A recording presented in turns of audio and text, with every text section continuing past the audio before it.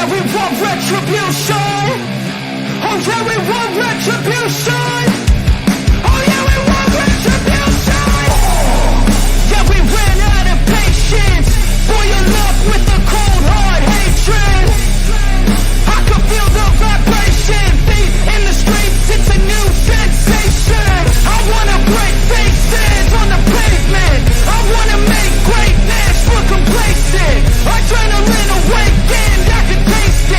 We can make an impact, grab and then take it. Like a disease, bring them to their knees. Pain for their disease. Rage is like a weed.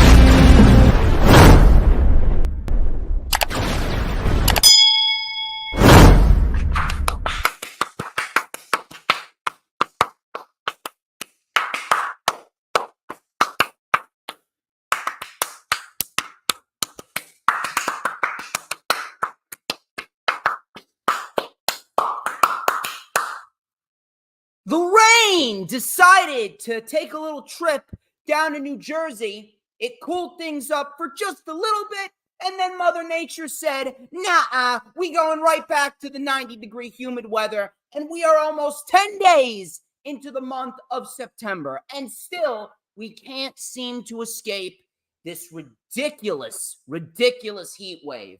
And I'll tell you what, it's about to get a lot hotter because I'm here, and that can only mean that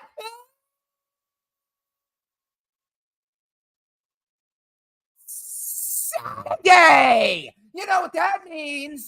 We're live. Ladies and gentlemen, I'm the one and only D. J. Storms, and I would like to welcome each and every single one of you back here to the greatest show on earth, streaming live on 4 different platforms across 1, 2, 3, 4, 5, 6, 7, 8 different accounts.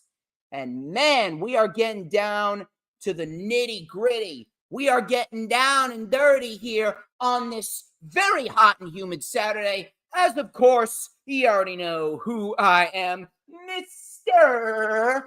Controversy, and the operator of the best damn Twitter handle. No.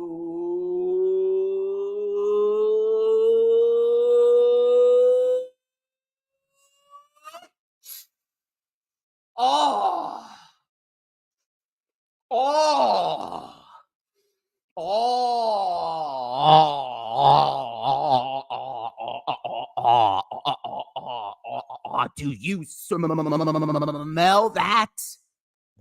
You know what that is? That right there is the smell of pure, unadulterated excellence. Wait for it. Wait for it.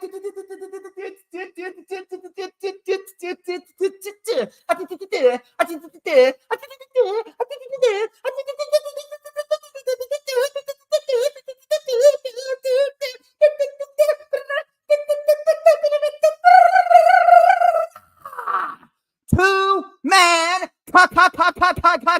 kind.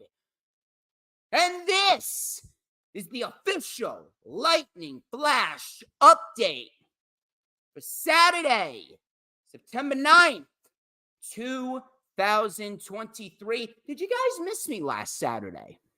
Did you guys miss me? I can only assume that you did, considering I was down in North Kakalaka. No, Sarah.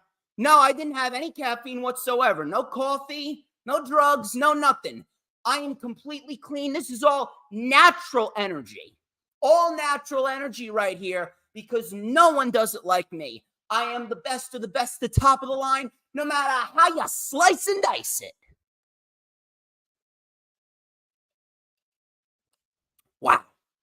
It's great to be back. It's great to be back. It's great to be back, ladies and gentlemen. You guys are fantastic, and I greatly appreciate you guys stopping on by and being with me here on this fine Saturday afternoon. We got plenty, and I mean plenty of material to get into, including including a major happening going down on NXT. Yes, if you could believe it. Major happening going down on NXT. And it is Becky Lynch challenging Tiffany Stratton for the NXT Women's Championship. We're going to talk about that and the pathetic quest, the absolutely pathetic quest on WWE's behalf to try and make NXT a somewhat watchable show. We got plenty, and I mean plenty of material, including LA Knight and him renegotiating a deal with the WWE. A huge babyface turn is indeed expected for one of WWE's brightest young stars. We're going to talk about who that could possibly be. We got news on the WWE UFC merger, which is taking place next Tuesday. And we got ourselves the Bloodline storyline taking a complete nosedive. And I got plenty of material to say about that because it is absolutely laughable where the Bloodline storyline is right now. It is deteriorated into a complete mess of epic proportions. We're going to talk about that and where they could possibly go going into the future. And to be quite honest with you, I don't even care where they go. I just want it to end.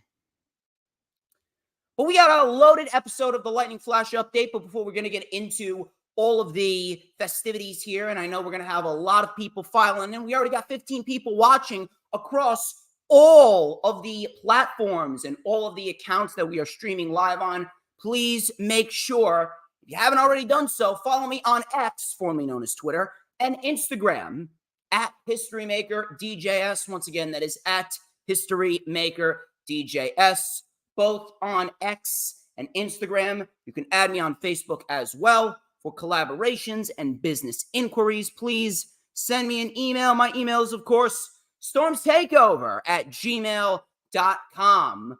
Like the official DJ Storms business page, which we are live on right now. And I may just send you an invite to join the official DJ Storms Posse group on Facebook. That is, all of those links are in the description if you're watching on YouTube or if you're watching on Facebook as well.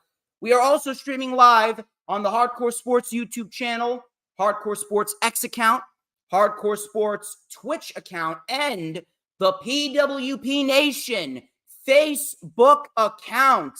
And we are rocking and rolling over there. We already got 2 likes over on the PWP Nation Facebook account. So if everyone could, go to the PWP Nation Facebook account right now, hit the like button there or give it a heart and share it out to any groups that you could possibly share it out to. And on top of that, support the page by sending stars, a digital gift that helps PWP Nation earn money. Please go send some stars over on PWP Nation. Help out the page, because if you help the page out, it helps DJ Shizzle Dizzle out. Of course, be sure to check out my girl, Brittany K. I got to give her a special shout out. Brittany K is a wonderful human being. She is a wonderful person, big supporter of the DJ Storms brand, and she does beautifully crafted designs and drawings of professional wrestlers from scratch on her iPad. I don't know how she does it. I'm not sure how she gets it to be this good, but she is absolutely fantastic at what she does. She is an amazing designer. You guys want to go and support her? Go and support her. You can follow her on X at BrittanyK5150. And of course, you can follow her on Instagram at BrittanyK Go and show her some love because she has more than earned it. Also, shout out to Jay Leto, the creator of PWP Nation, for letting me do this stream and bringing me on to the PWP Nation family. And we are rocking and rolling as we gained over 1,000 new followers in the last month, just further proving that DJ Storms is a draw. DJ Storms is a draw no matter how you look at it. DJ Storms is the biggest draw that one could bring on to their brand. So please make sure that you go and check out the PWP Nation website and the PWP Nation Facebook page, which we are live on right now. Both of those links are in the description. I'm not sure why I got a box name over here. I prefer the bubble name. There we go. That's much better. That's DJ Storm style right there. Of course, please make sure if you haven't already done so, go check out the rewind for WWE Payback and the rewind for AEW All Out. Both of those links are in the description. I went in depth on both of those pay-per-views, and they were two very good shows, All Out obviously being the better of the two, but Payback still a very good show nonetheless. Both of those links are in the description if you want to go and check that out, and I dissected them in the best way that I could possibly dissect them. Couple of announcements. Next Thursday at 7:30 p.m. Eastern Time, Jay Aletto and myself will be debuting an all-new show. We're going to be streaming live on the PWP Nation Facebook page, the X account, the YouTube channel, my X account, my Posse Facebook group, and my DJ Storms business page. It is called World of Wrestling. And we are going to be discussing CM Punk being fired by All Elite Wrestling as our first major topic of discussion. Please go and follow the page so that way you will be notified when we go live. It is next Thursday at 7:30 p.m. Eastern Time. We always have good conversations and we bounce off of each other very well. Thank you very much to Jolene Donahoe. Thank you very much for coming on and showing some love to good old DJ Shizzle Dizzle. Please make sure that you follow the PWP Nation Facebook page as well and hit the like button over there. Very vital that you do so. We want to get as many likes over there as possible. We want to get as many likes on the X stream, on the Twitch stream, on the YouTube streams. We want to get a lot of likes. We want to get a lot of shares. So share the stream out, whether it be on Facebook, Pinterest, Tumblr, Snapchat, TikTok, whatever social media platforms that you may be using, so that way we can get a nice wide outreach. We want to get a nice wide outreach and get as many people in here as possible because everyone needs a little dose of DJ Storms in their lives. I see Nikki Greenhill over on Facebook is watching right now. Yo, Nikki, like the stream over here on Facebook and be sure to share it out because guess what? DJ Storms makes people's lives better. That's what I do.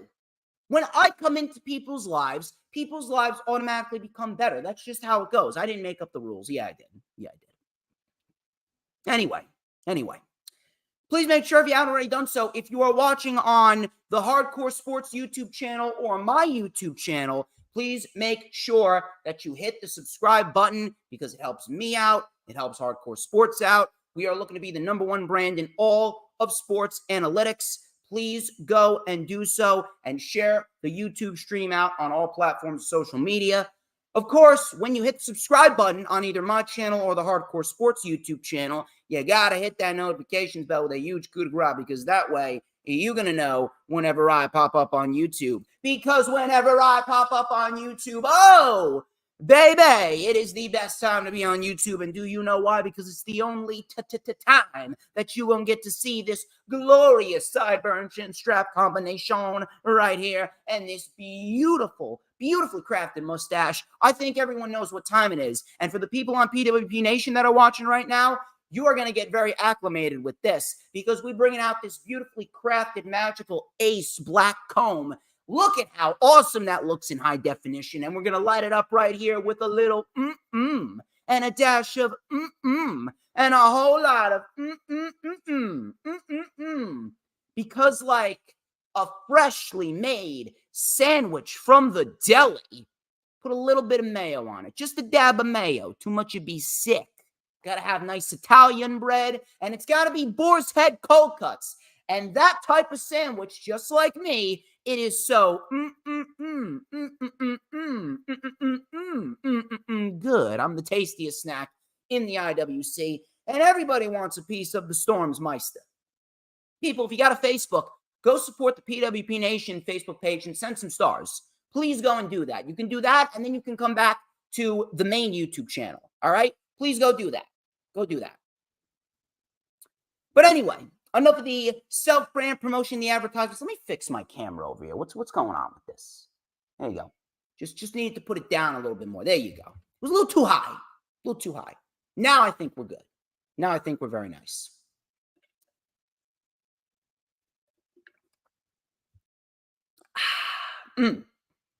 Now then, why don't we get straight into the festivities here on the LFU? My first report comes from PW Insider, and it is about the megastar LA Knight. Yeah. And according to PW Insider, LA Knight and WWE officials have been negotiating a new long-term deal. It is said that it is either close to being finalized or has already been signed. And the sources believe that it is an extension up to 5 years. Now,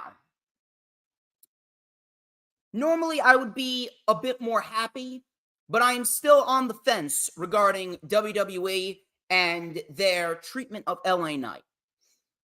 Now, LA Knight has actually been protected very, very well over the course of the last couple months. LA Knight has actually been on a nice little solid win streak for himself. He's gotten victories over Sheamus, over The Miz, over Ashante the Adonis, Top Dollar.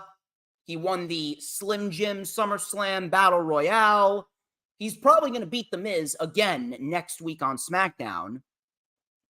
But at the end of the day, the reactions that LA Knight is getting, those are reactions of a champion, not even just any champion. Those are the types of reactions that a world champion should be getting.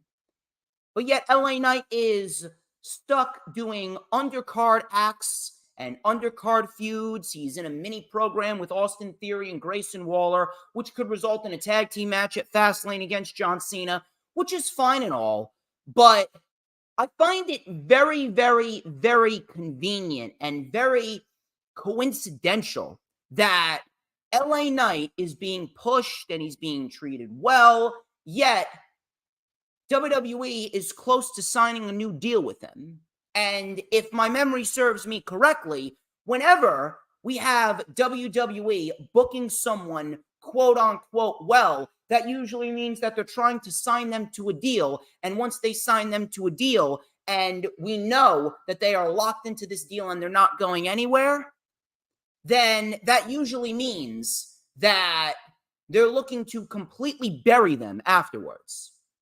Now, again, I want to be a little bit more optimistic.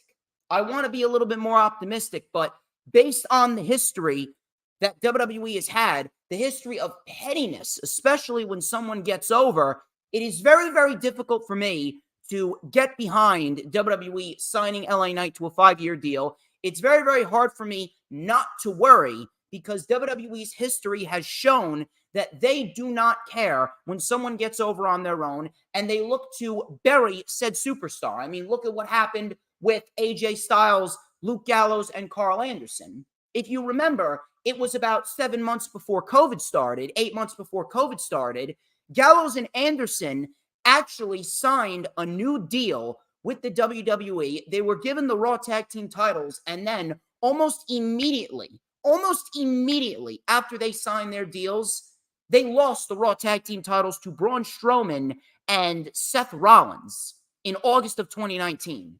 What about AJ Styles? AJ Styles, he had the opportunity to leave and go elsewhere. He had the opportunity to not re-sign with the WWE. He chose to re-sign with the WWE, and they jobbed him out to Omos. They had him lose to Edge 3 straight pay-per-views in a row. He wasn't even on SummerSlam's card last year. He wasn't even on Clash at the Castle. They brought back the OC, and the OC was merely used to help get the Judgment Day, moreover. You see the history. I could name dozens of other scenarios, but those two are the most recent examples. WWE may treat a superstar well in the beginning, but when they sign a new deal, their life is in WWE's hands, and they can bury them all they want. They can bury them all they want because that is what they do. So with LA Knight, I don't know about you, but I am a little fearful. Not a little, I'm very fearful. LA Knight has gotten himself over. He is right now the most over act in the industry today, minus MJF and Adam Cole and what they're doing on AEW television. But WWE's history has spoken loud and clear. They may treat someone well before they sign a new deal. They may book them well as their contracts are coming up. And as soon as they re-sign a new deal, if they choose to re-sign a new deal, they will get their signature on the contract and they will bury them immediately afterwards. That's what happened to AJ Styles. That's what happened to Luke Gallows. That's what happened to Carl Anderson. That is what happened to dozens of other individuals beforehand. So at the end of the day, we can be happy that WWE is offering LA Knight this mega money contract for 5 years and all that, and they look to capitalize on his momentum. But do we really know their true intentions? If anything, I am very, very concerned, and I'm going to be keeping a close eye on this because WWE cannot be trusted. I will keep you guys updated on any new pieces of news and information that comes out regarding LA Knight. Thank you very much to Jason Beacombe and Warren Van Heeren. Please make sure that you hit the like button on Facebook and share it out on all platforms of social media.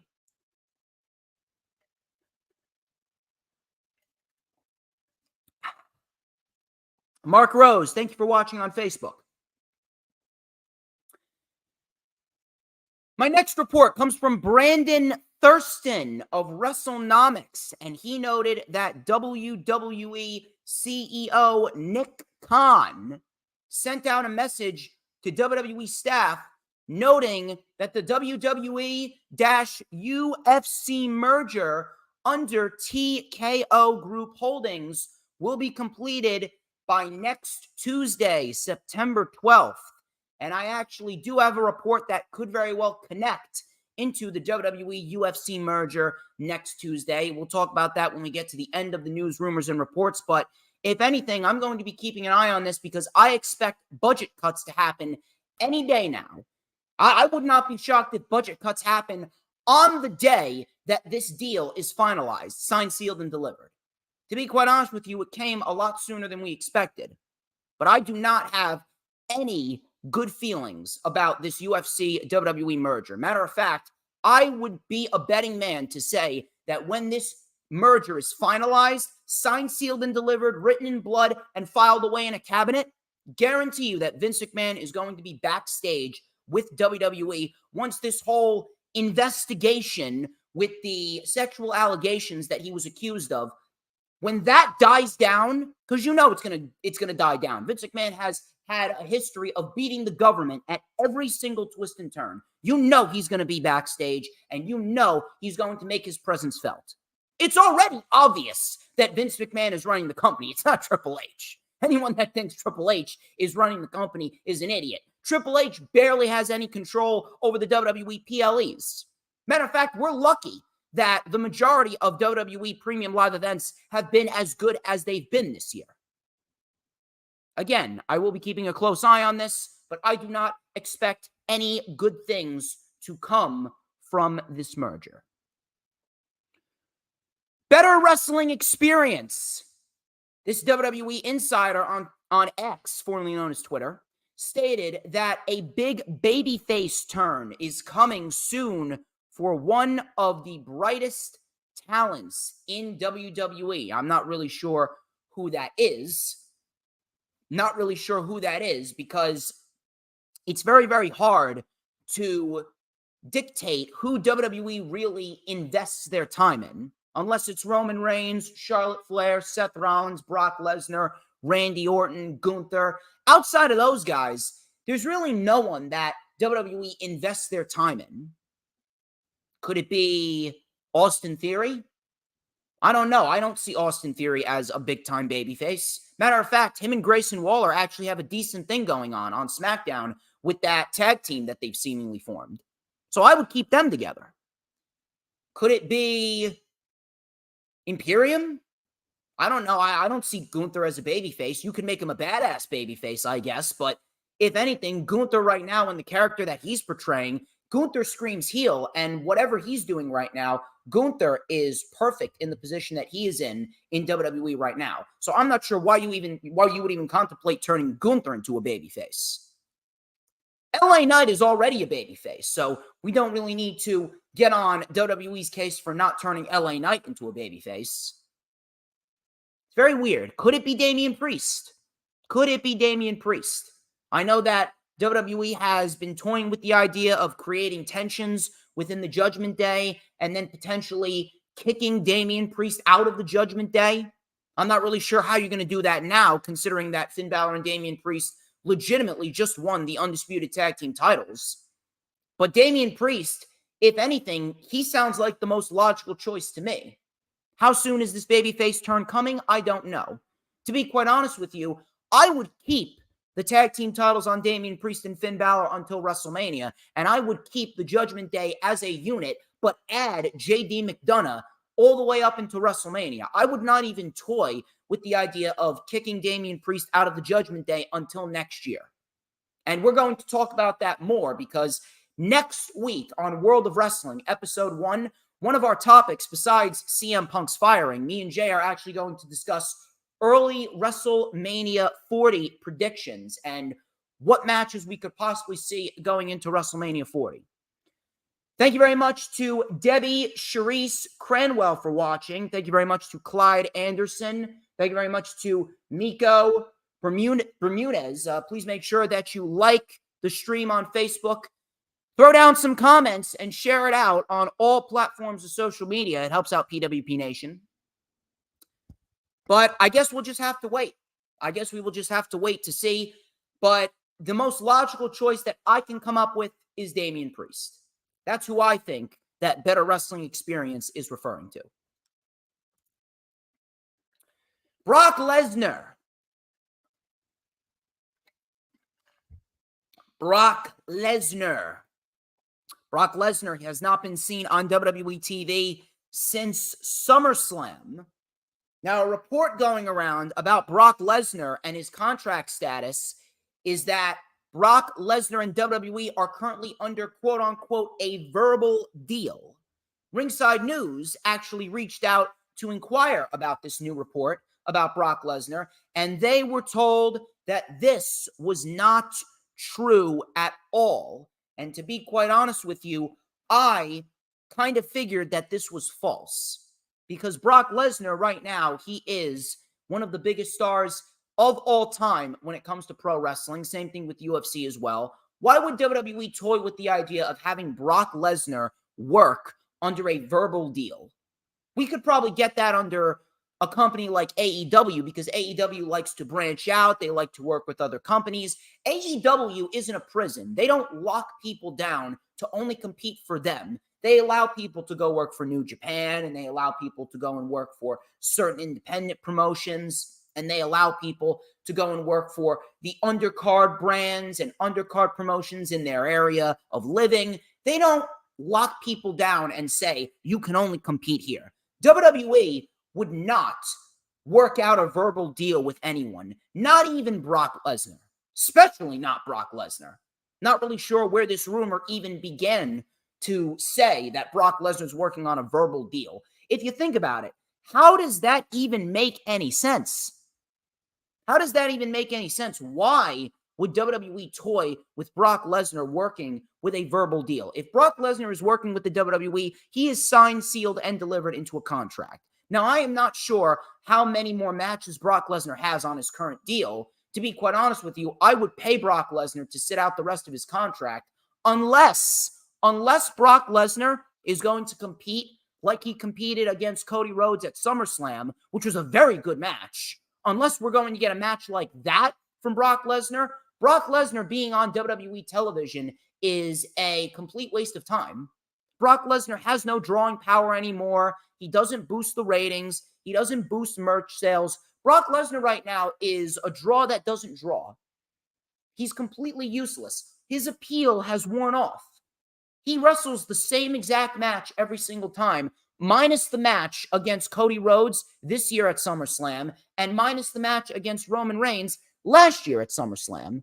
So I'm not sure why anyone would even be remotely interested in seeing Brock Lesnar back on WWE TV. If he's going to face someone, it's probably going to be Gunther. And unless he wrestles the same way he wrestled Cody, I don't want to see Brock Lesnar at all. I would actually pay Brock Lesnar to sit out the rest of his contract because there's a lot of people on Raw and on SmackDown that have been working tirelessly to barely get 5 minutes of TV time per month, and they have not been given half of the opportunities, not even 10% of the opportunities that Brock Lesnar's been given. So I don't care about Brock Lesnar, but unfortunately, I have a bad feeling that we're going to be seeing a lot more of Brock Lesnar once this UFC WWE merger is finalized.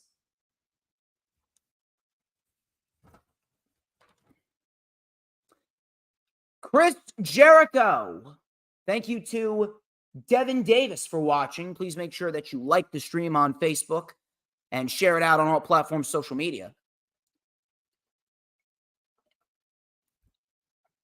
Chris Jericho, he actually gave some insight. Jericho gave some insight on his podcast, Talk is Jericho, regarding a match for AEW All in Wembley that never materialized. He stated that there was a proposal for Sammy Guevara to face Daniel Garcia at All In, but it never came to fruition. Now, if you watched AEW Dynamite and Rampage as of lately, you would actually see that there was a couple of cases and a couple of matches where Daniel Garcia was actually stealing victories from Sammy Guevara in their tag team matches, and they were toying with the idea of potentially building tension between those two, because those two are like the top two proteges for Chris Jericho. Sammy Guevara has been there since day one, and Sammy Guevara has been with Chris Jericho since day one. Daniel Garcia has been with Chris Jericho since the formation of the Jericho Appreciation Society, before Daniel Garcia ended up walking out on Chris Jericho. But this time, they were kind of fighting for the approval of Chris Jericho. They were trying to keep Chris Jericho from aligning with Don Callis. That didn't happen, and they ended up building a little bit of tension between themselves, leading up to the semifinals of the Blind Eliminator Tournament. The Blind Eliminator Tournament saw Daniel Garcia and Sammy Guevara in the finals, in which they lost to the team of Better Than You, Baby, that being Adam Cole and the current AEW World Champion Maxwell Jacob Friedman. Now, I think that this would have been a very good match, but to me, it didn't really feel like an all-in match. But granted, considering how good All In really was, it didn't really feel like this match was needed. And at the end of the day, there's always potential for Sammy Guevara and Daniel Garcia to make it on next year's All In Wembley. You know for a fact that London is a very, very passionate crowd. So if they get the opportunity next year, whether it be against each other or against someone else, they are going to have a great match, and they're going to be appreciated by the London crowd, because London right now, London is probably one of the best wrestling crowds in the world.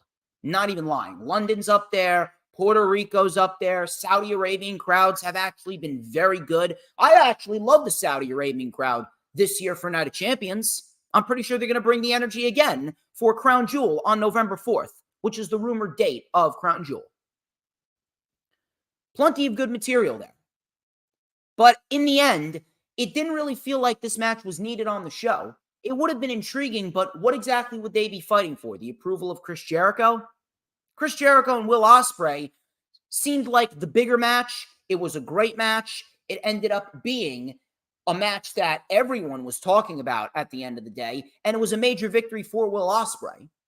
So in the end, didn't really feel like Sammy and Garcia were really needed on the show. Not to say that they would have had a bad match, not to say that they wouldn't have stunk up the joint, but at the end of the day, didn't feel like it was needed. So I do believe that more opportunities will come in the future.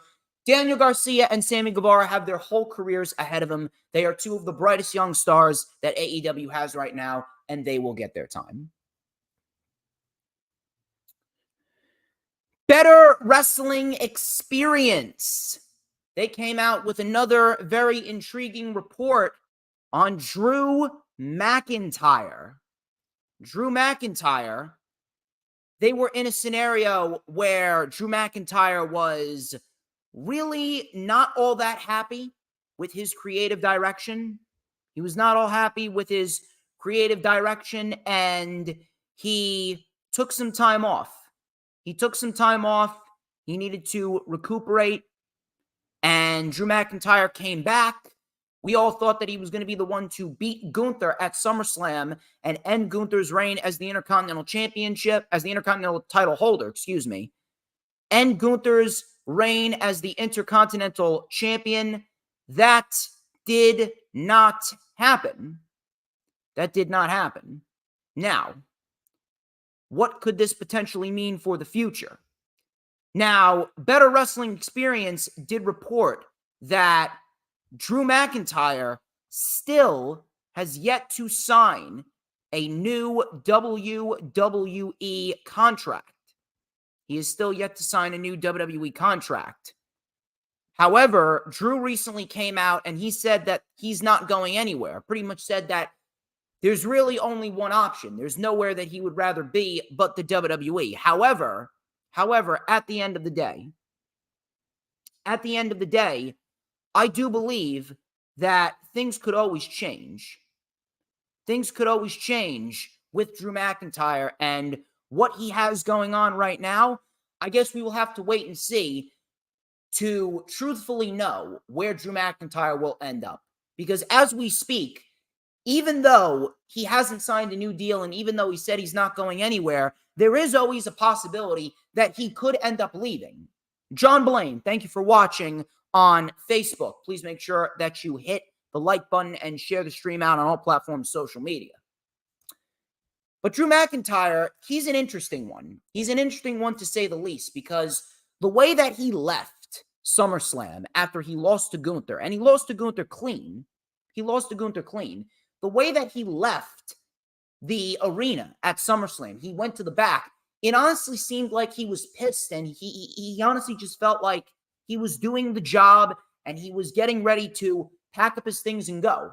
Now, a report going around, I believe it was from PW Insider.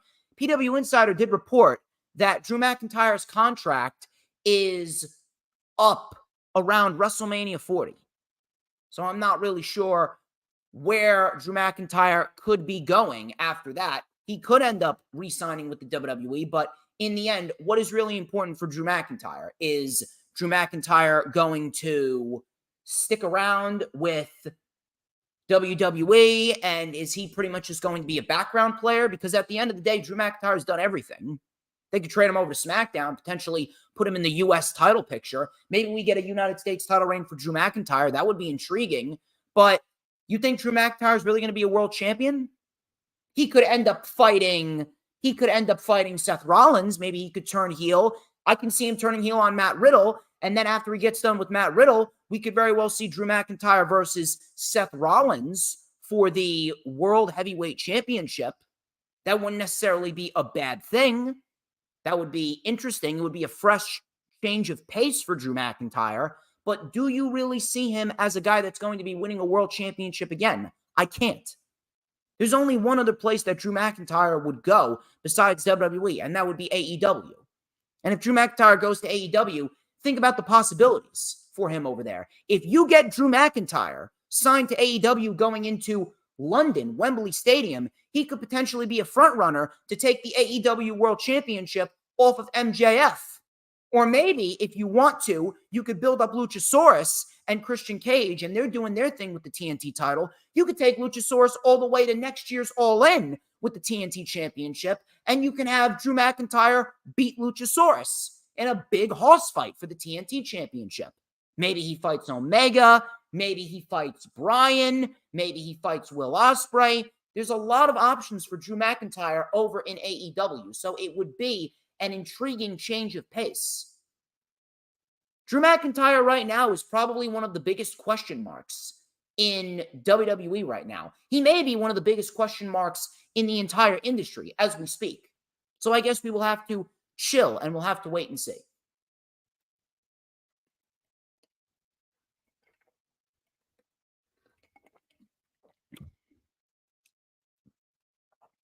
Now, I really wasn't going to talk about this, but I figured that I'd talk about this just to shove it in the face of all of the AEW detractors, and everyone's going on and on saying, well, AEW is dying, their attendances are low, and the ratings are going down.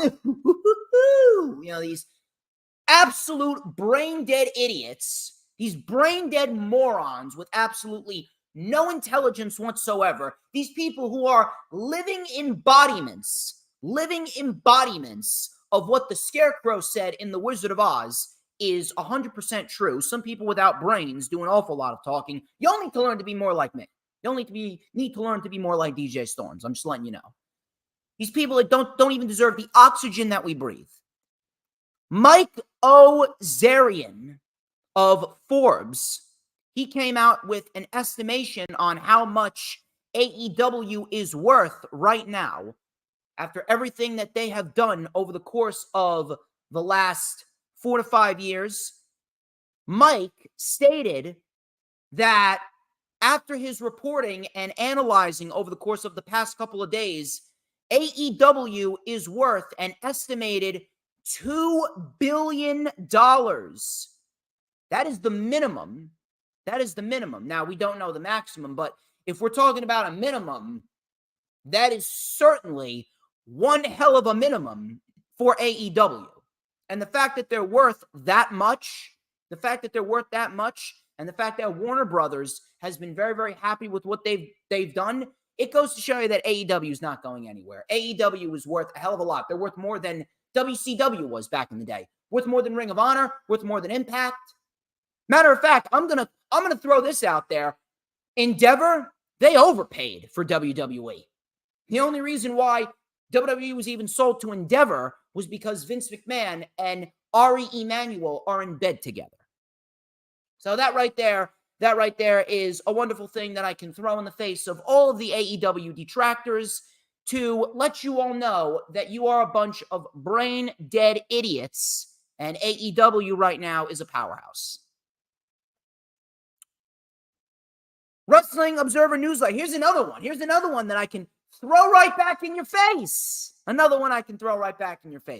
Wrestling Observer Newsletter confirmed that the all-in attendance was actually not accurate because it did not include those who paid for suites in Wembley. It was actually revealed that the paid attendance was not 81,035 fans for All Elite Wrestling. Instead, the paid attendance, including suites, was actually 83,131, which is great. It's a great thing to see because it just goes to show you that AEW is beyond any expectations that anyone could have ever anticipated for them, and they are doing some really good stuff right now. And by the way, just because they are only packing in half of the arenas, let's not forget that WWE went through the same phase before the pandemic. You remember Stomping Grounds? That was a pay-per-view, and they could barely even pack Stomping Grounds. They were performing in half-empty Monday Night Raws and half-empty SmackDowns. Hell, Toronto's Monday Night Raw episode a few weeks ago, the entire upper deck was empty. There was barely 100 people in the upper deck regions. Barely. So, it really does warm my heart. It really does warm my heart to know that AEW is succeeding. I want all pro wrestling to succeed. And at the end of the day, I just want good shows. The attendance really doesn't mean too much to me at the end of the day, but I just wanted to shove it in the haters' faces because I love to piss people off.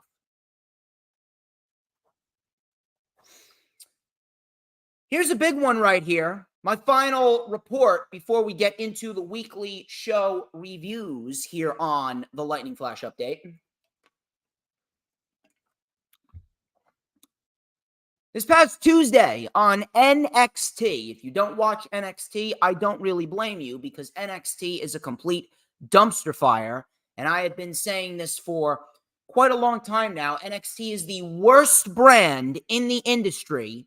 And you are going to accept that and deal with it because it is fact. Tiffany Stratton successfully defended the NXT Women's Championship against Kiana James.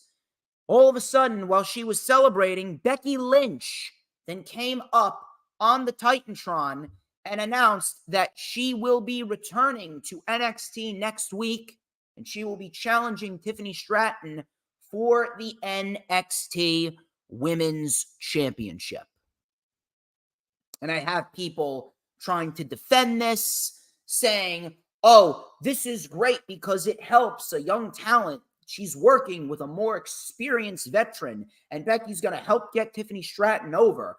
How can you rag on this? How can you complain about this? How can you go on and say that this is a bad thing?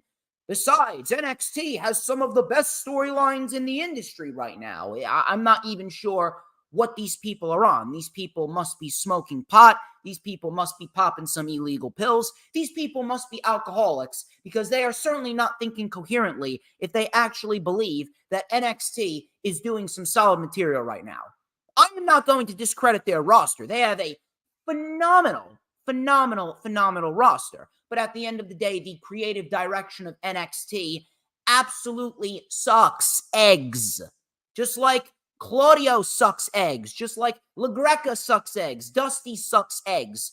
NXT sucks eggs. Here's what I want to pitch to you guys. It's not so much that the main roster talent is appearing on the show. It's the intent behind it.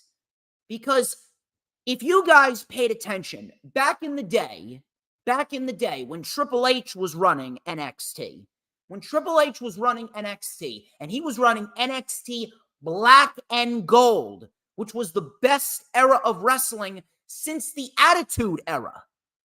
When he was running NXT Black and Gold, between 2012 and 2014, we had a handful of main roster talent come on into NXT. Cesaro was in there for a brief stint. Tyson Kidd was in there for a little bit. Brodus Clay, Titus O'Neil, they all came to NXT for a couple of brief stints. But after 2014, between 2014 and 2019, in that time period when NXT was on the WWE network at 1 hour, and NXT was the hottest thing in the professional wrestling business, how many times did Triple H use a main roster talent in between 2014 and 2019 before NXT moved to the USA Network? The answer is none. Big fat zero. He used zero main roster talents on NXT within that 5-year time period leading up to NXT's debut on the USA Network. He did not use anyone.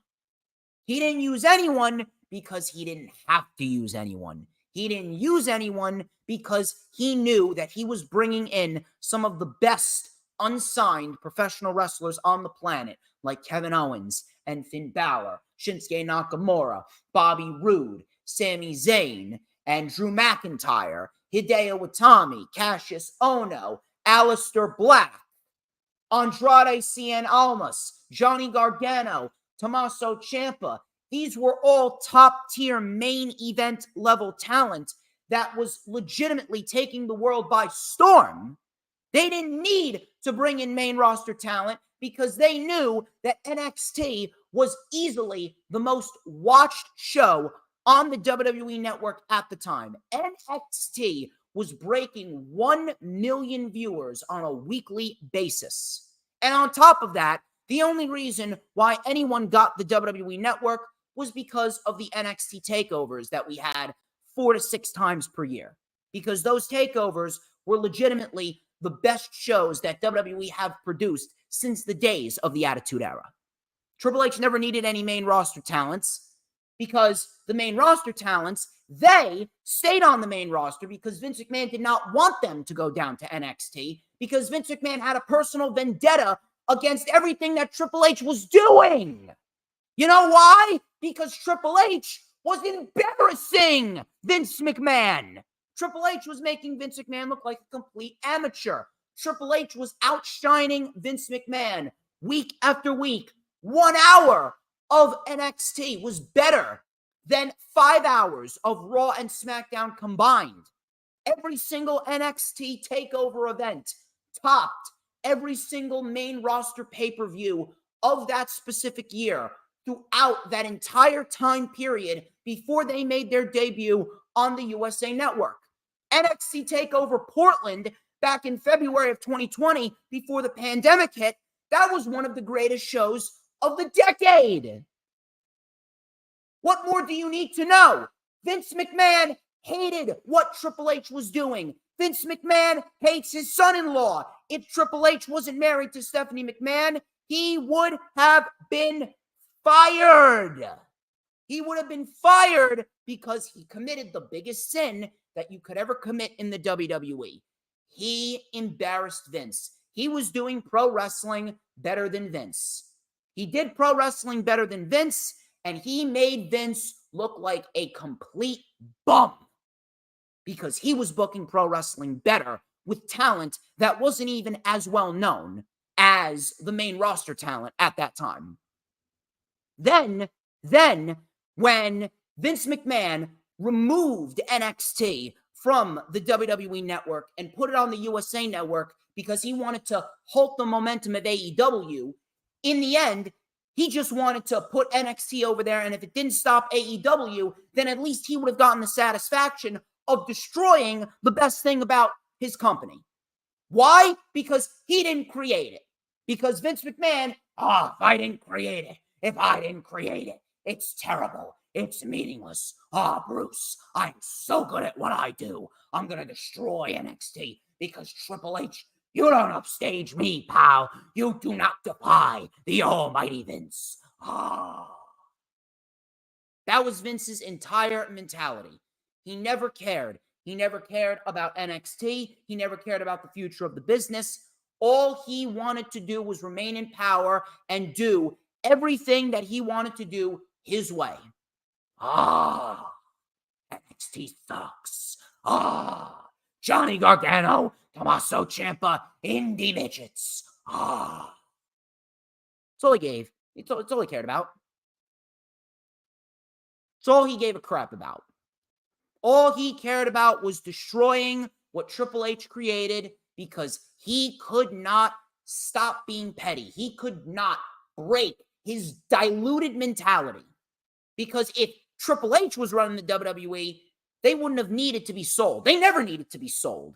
Vince McMahon merely sold it to Endeavor because he wanted to regain more power than he lost when he was forced to retire back in July of last year. They removed NXT from the WWE Network, put it on the USA Network. NXT became a shell of what it once was. And we had Vince McMahon and Bruce Pritchard infiltrate the brand. They completely rebranded it. They made it a unicorn throw-up version, NXT 2.0. Shawn Michaels is pretty much Vince McMahon light down there. And NXT has never been the same since. It was placed on Tuesday, and NXT is WWE's lowest rated show. And the only reason why NXT was ever on the USA Network to begin with was to counter AEW. Now they put it on Tuesdays. The brand has been suffering. They were barely breaking 550,000 people weekly. So now what are they going to do? Now, since the UFC merger is being finalized and WWE, they want to sign some new deals and they want to keep NXT on the USA Network because, we got to outdo AEW on Tuesday nights now. All of a sudden, now WWE wants to use main roster talent on NXT. But it's not because they care about the main roster talent. It's not because they want to give them more opportunities. No. Now they're using main roster talent on NXT because they cannot make do and they cannot boost ratings with the people that they have on NXT because they decided to nix all independent hirings and they want to train people from scratch because the indies are trash, according to Vince McMahon. Meanwhile, the independent scene is legitimately the lifeblood of the wrestling industry. It is ridiculous. They're bringing in main roster talent. They're putting them on NXT. And now they're trying in a desperate quest, a desperate attempt, a pathetic crusade to try and gain ratings, to try and gain interest, to try and make NXT a must-see show. And it won't happen. It will never happen. They're bringing in main roster talent because they cannot gain ratings and they cannot gain intrigue with the talent that they have, because they got to build all their talent up from scratch instead of signing well-known independent wrestlers. So now they're bringing in main roster talent like Corbin, Dominic Mysterio, and Becky Lynch. They're bringing all of these people in to try and boost the ratings because no one cares about NXT. And with this UFC WWE merger coming up next Tuesday, I would not be shocked at all if Becky Lynch wins the NXT Women's Championship and she has a stint over there in NXT. Man, how terrible would that be? That would be a complete spit in the face to Tiffany Stratton, who has literally been working night and day to get better. What a terrible, terrible decision. And it just goes to show you how pathetic and desperate the WWE really is.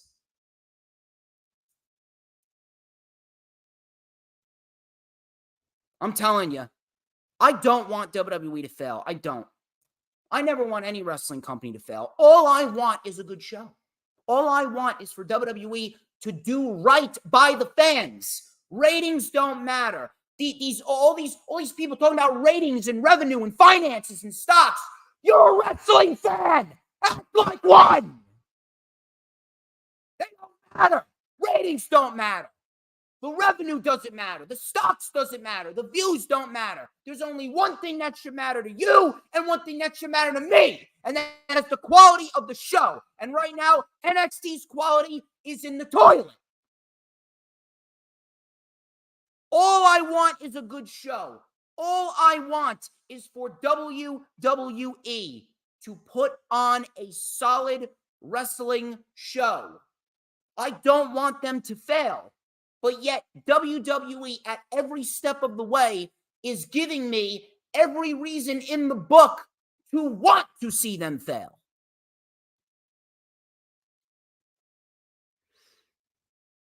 It's difficult, man. It's very, very difficult.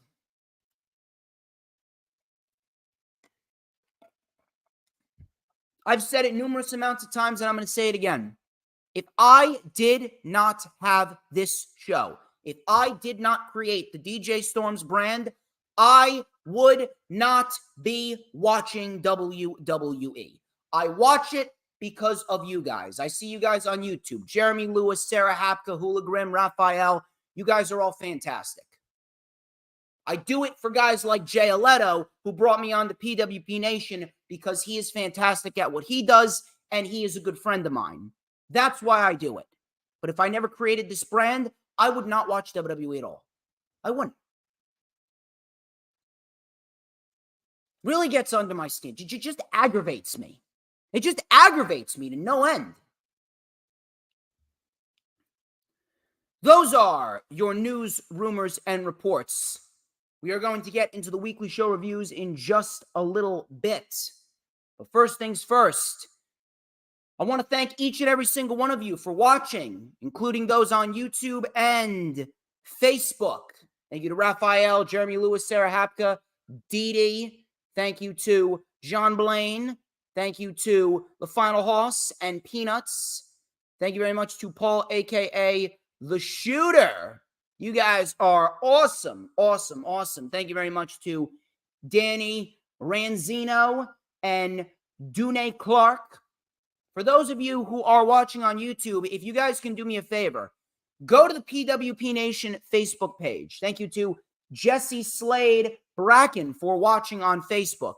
Please make sure that you hit the like button on the PWP Nation Facebook stream as we speak. And for all of those here on YouTube, please go to Facebook, look up PWP Nation, hit a like button, hit a heart, and share out the PWP Nation Facebook stream on all platforms of social media, so that way we can get as many people in here as possible, because we got plenty, and I mean plenty more good material to talk about here. You guys are great. You've been a wonderful, wonderful audience so far, and we are going to get into the weekly show reviews in just a little bit. But before we do so, please go to the Facebook page, hit the like button, and share it out. It is vital that you do so. Do that right now. Please, I need you to do that, Sarah. I need you to do that, Jeremy. Do that right now. Do that right now, and then come on back into the YouTube channel. Let us go over some weekly shows this week. Let's go over Monday Night Raw. Monday Night Raw. Not really all that intriguing. The WWE product right now is at an all-time low across all three brands. I can only legitimately name you 4 good things about the WWE product right now.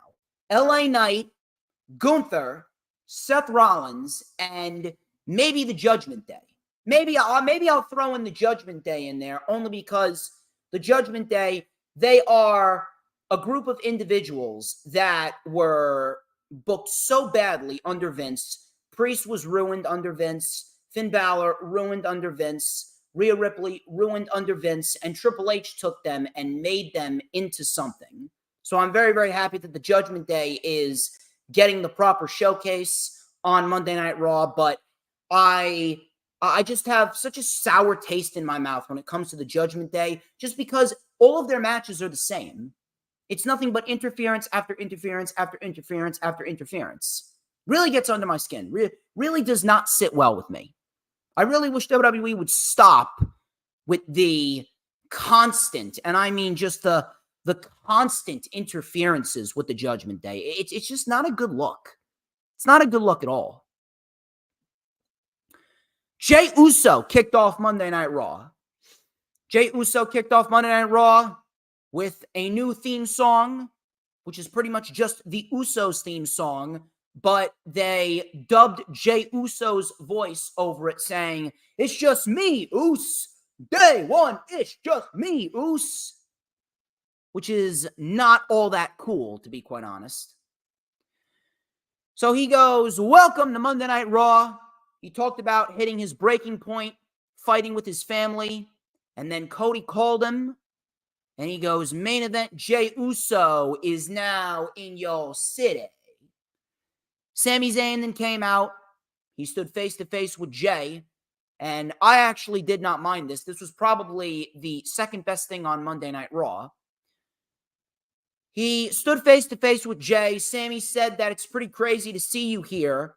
A lot of people in that locker room will not be happy that you're here.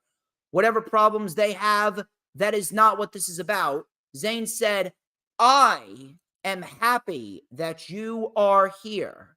I am happy that you are here because I know how good you really are, and I know what you were meant to be, and I know what you had to do, and you did it. You broke free. You are main event Jey Uso, and I'm very proud of you," says Sami Zayn. He extended his hand out for Jey. Jey did not shake his hand. Sami then said, "Listen, whenever you're ready to talk, you know where to find me." Jey then stopped Sami. He goes, "Hey, Sami, now that wasn't very Usy of me, was it?" So he smiled. Sami smiled. They embraced in the middle of the ring, and that was it. That was a nice little moment. I didn't mind it. I thought that it was very heartfelt, and in the end, it probably was the second best thing on the show, minus the main event. So I didn't have a problem with this at all. Not really sure where this is going to go. Maybe we'll have to wait and see. Maybe it could play into a War Games match because the Judgment Day is now starting to recruit Jey Uso.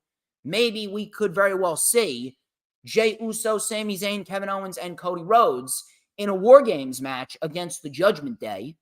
Or maybe we see Judgment Day and the Bloodline versus Seth Rollins, Cody Rhodes, Jey Uso, Sami Zayn, Kevin Owens. I don't know. It's going to be a rather intriguing thing. We got about 2.5 months until Survivor Series. We will have to wait and see. But that was the open. We then go into Matt Riddle and Drew McIntyre versus the Viking Raiders. This was a tornado tag team match, and this really wasn't anything over the top, but it was a decent little tag team match for what it was. So Drew tossed Riddle over the top rope onto the Viking Raiders. Riddle then got a table. Coming back from commercial, Riddle was on the table. Drew saved him. We had a double superplex to Ivar to the floor, but we had Drew and Riddle crashing to the floor with Ivar, and Eric moved the table. Eric was then given a belly-to-belly suplex by Drew McIntyre, neckbreaker on Ivar, big Death Valley driver. Drew then tore apart the announce table and sent Ivar over the table. We had a belly-to-belly suplex on the floor. Ivar with a big splash off the table. Riddle then came in with a PK. We had a table in the ring, and Eric was on the table. We had a spin kick by Ivar. They went for Ragnarok, which is the double powerbomb, but Kofi Kingston came out to try and save Riddle. He came out to try and save Riddle, but ultimately ended up giving Riddle a trouble in paradise by mistake. Drew saw it happen, and Kofi was then sent into Drew. The Viking Raiders with Ragnarok through the table, and the Viking Raiders get the win over Riddle and Drew McIntyre in what was a fun little tag team match. I didn't really have too much to complain about.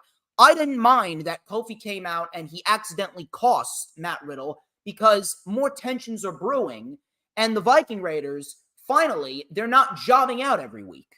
So I did not mind this whatsoever. Matter of fact, if we're going to get a triple threat tag team match at some point, a little triple threat tag team action, would not mind that at all. It would actually make sense. And if you want to, Matt Riddle and Drew McIntyre could very well be next in line for a tag team title opportunity, and that could facilitate the heel turn for Drew McIntyre on Matt Riddle. So that was pretty much that. Seth Rollins came out to address the crowd, with the crowd singing his theme song, "Oh, whoa, whoa." He goes, "Welcome to Monday Night Rollins. I am a visionary. I am a revolutionary. I am Seth freaking Rollins." So he praised Shinsuke's work, and he praised his performance at Payback. But he goes, "Last time I checked, I'm still the world heavyweight champion." He then mentioned that Shinsuke walked out and he got wheeled out by his wife because Rollins was attacked by Nakamura following their match. Rollins then said he had a proposition for Shinsuke. He proposed a rematch for tonight, that being Monday Night Raw. Nakamura came out. He said some things in Japanese. Nobody understood what he was saying. And then Rollins told Nakamura to come on down to the ring. And Nakamura said no. He kept on saying no, no, no, over and over again. Rollins says he was confused. Rollins then said that, "All right, fine. If you're not going to come in the ring, then I'll come over there and you're about to get that work." So we get a brawl. Security then tried to separate them. Ricochet then came out to try and help, and Ricochet and Rollins actually had a little back and forth before Rollins actually went out there. So we get Ricochet versus Shinsuke Nakamura, and this was turning into a semi-decent match right here. We had a springboard clothesline by Ricochet, standing shooting star press for a 2. We had a rebound enziguri by Nakamura, recoil by Ricochet for a 2. We had a knee to the gut by Nakamura, a guillotine knee drop missed. Ricochet with a super kick and a cannonball off the apron. Ricochet was then sent back first into the post and then into the barricade. Nakamura then out of nowhere got a steel chair and hit Ricochet with the chair to cause a disqualification. Ricochet swung a chair and he actually saved Rollins because Rollins came out afterwards. Rollins came out to save Nakamura, or save Ricochet rather, from the attack from Nakamura. Rollins with a tope con hero onto security. Nakamura then sent Rollins back first into the steps, and Ricochet swung a chair at Nakamura, which made him run off.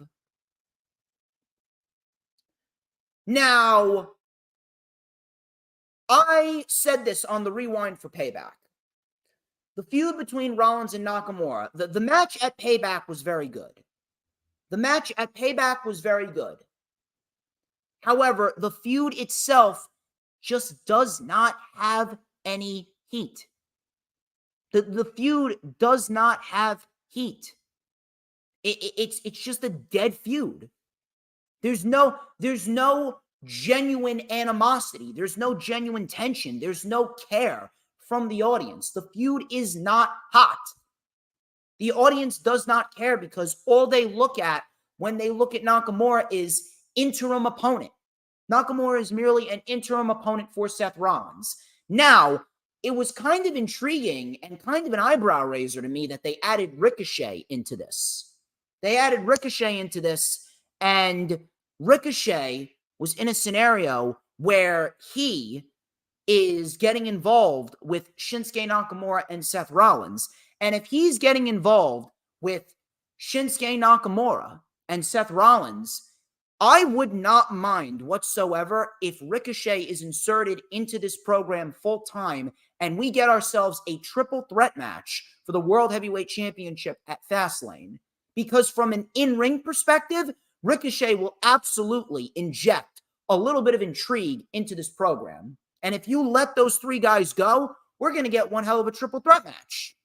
So I would absolutely throw Ricochet into the fold there. Then Rollins can pin Nakamura at Fastlane, and then Rollins can fight Ricochet one-on-one for the World Heavyweight title at Crown Jewel in Saudi Arabia. And with a crowd like that in Saudi Arabia with Rollins and Ricochet, and you let those guys go out there, we could potentially get a match of the year candidate for WWE if they want to. So I would not mind if Ricochet gets inserted to this program full time. That would be great for Ricochet. It would be great for the overall wrestling aspect, and it would make Fastlane feel a little bit more important. So we'll keep a close eye on that, but I really do hope that they strongly consider putting Ricochet in this program because Ricochet is a main event talent, and that's where he belongs. Judgment Day came out to address the crowd. They were hyping up their win. Finn Balor then thanked J.D. McDonough for the assist, and he relished in the fact that he is now a Grand Slam champion. He's won the tag team titles. He has won the Intercontinental title. He's won the U.S. title. And now he has won the Universal title as well. He is a Grand Slam champion. Rhea was pissed that people were actually talking about Jey Uso. J.D. McDonough actually came out, and he came out with a bag. J.D. said some big changes are needed. He said, listen, Priest, that briefcase has got to go. That briefcase has got to go. You should be carrying this briefcase. And he got Damian Priest a new purple briefcase, a Judgment Day inspired briefcase that said, Senor Money in the Bank. So Priest was actually quite happy. Sami Zayn then came out. Sami Zayn, he asked if you really thought that we were just going to let this slide. Now, Kevin Owens, he's not here tonight, but when I look in the ring, I don't see 5 champions. I see 5 championship-stealing turds. Zayn then challenged Dominic to a match, but J.D. McDonough stepped up and challenged Zayn instead. Zayn accepted, and we got a match booked for later on in the show. And that was pretty much that.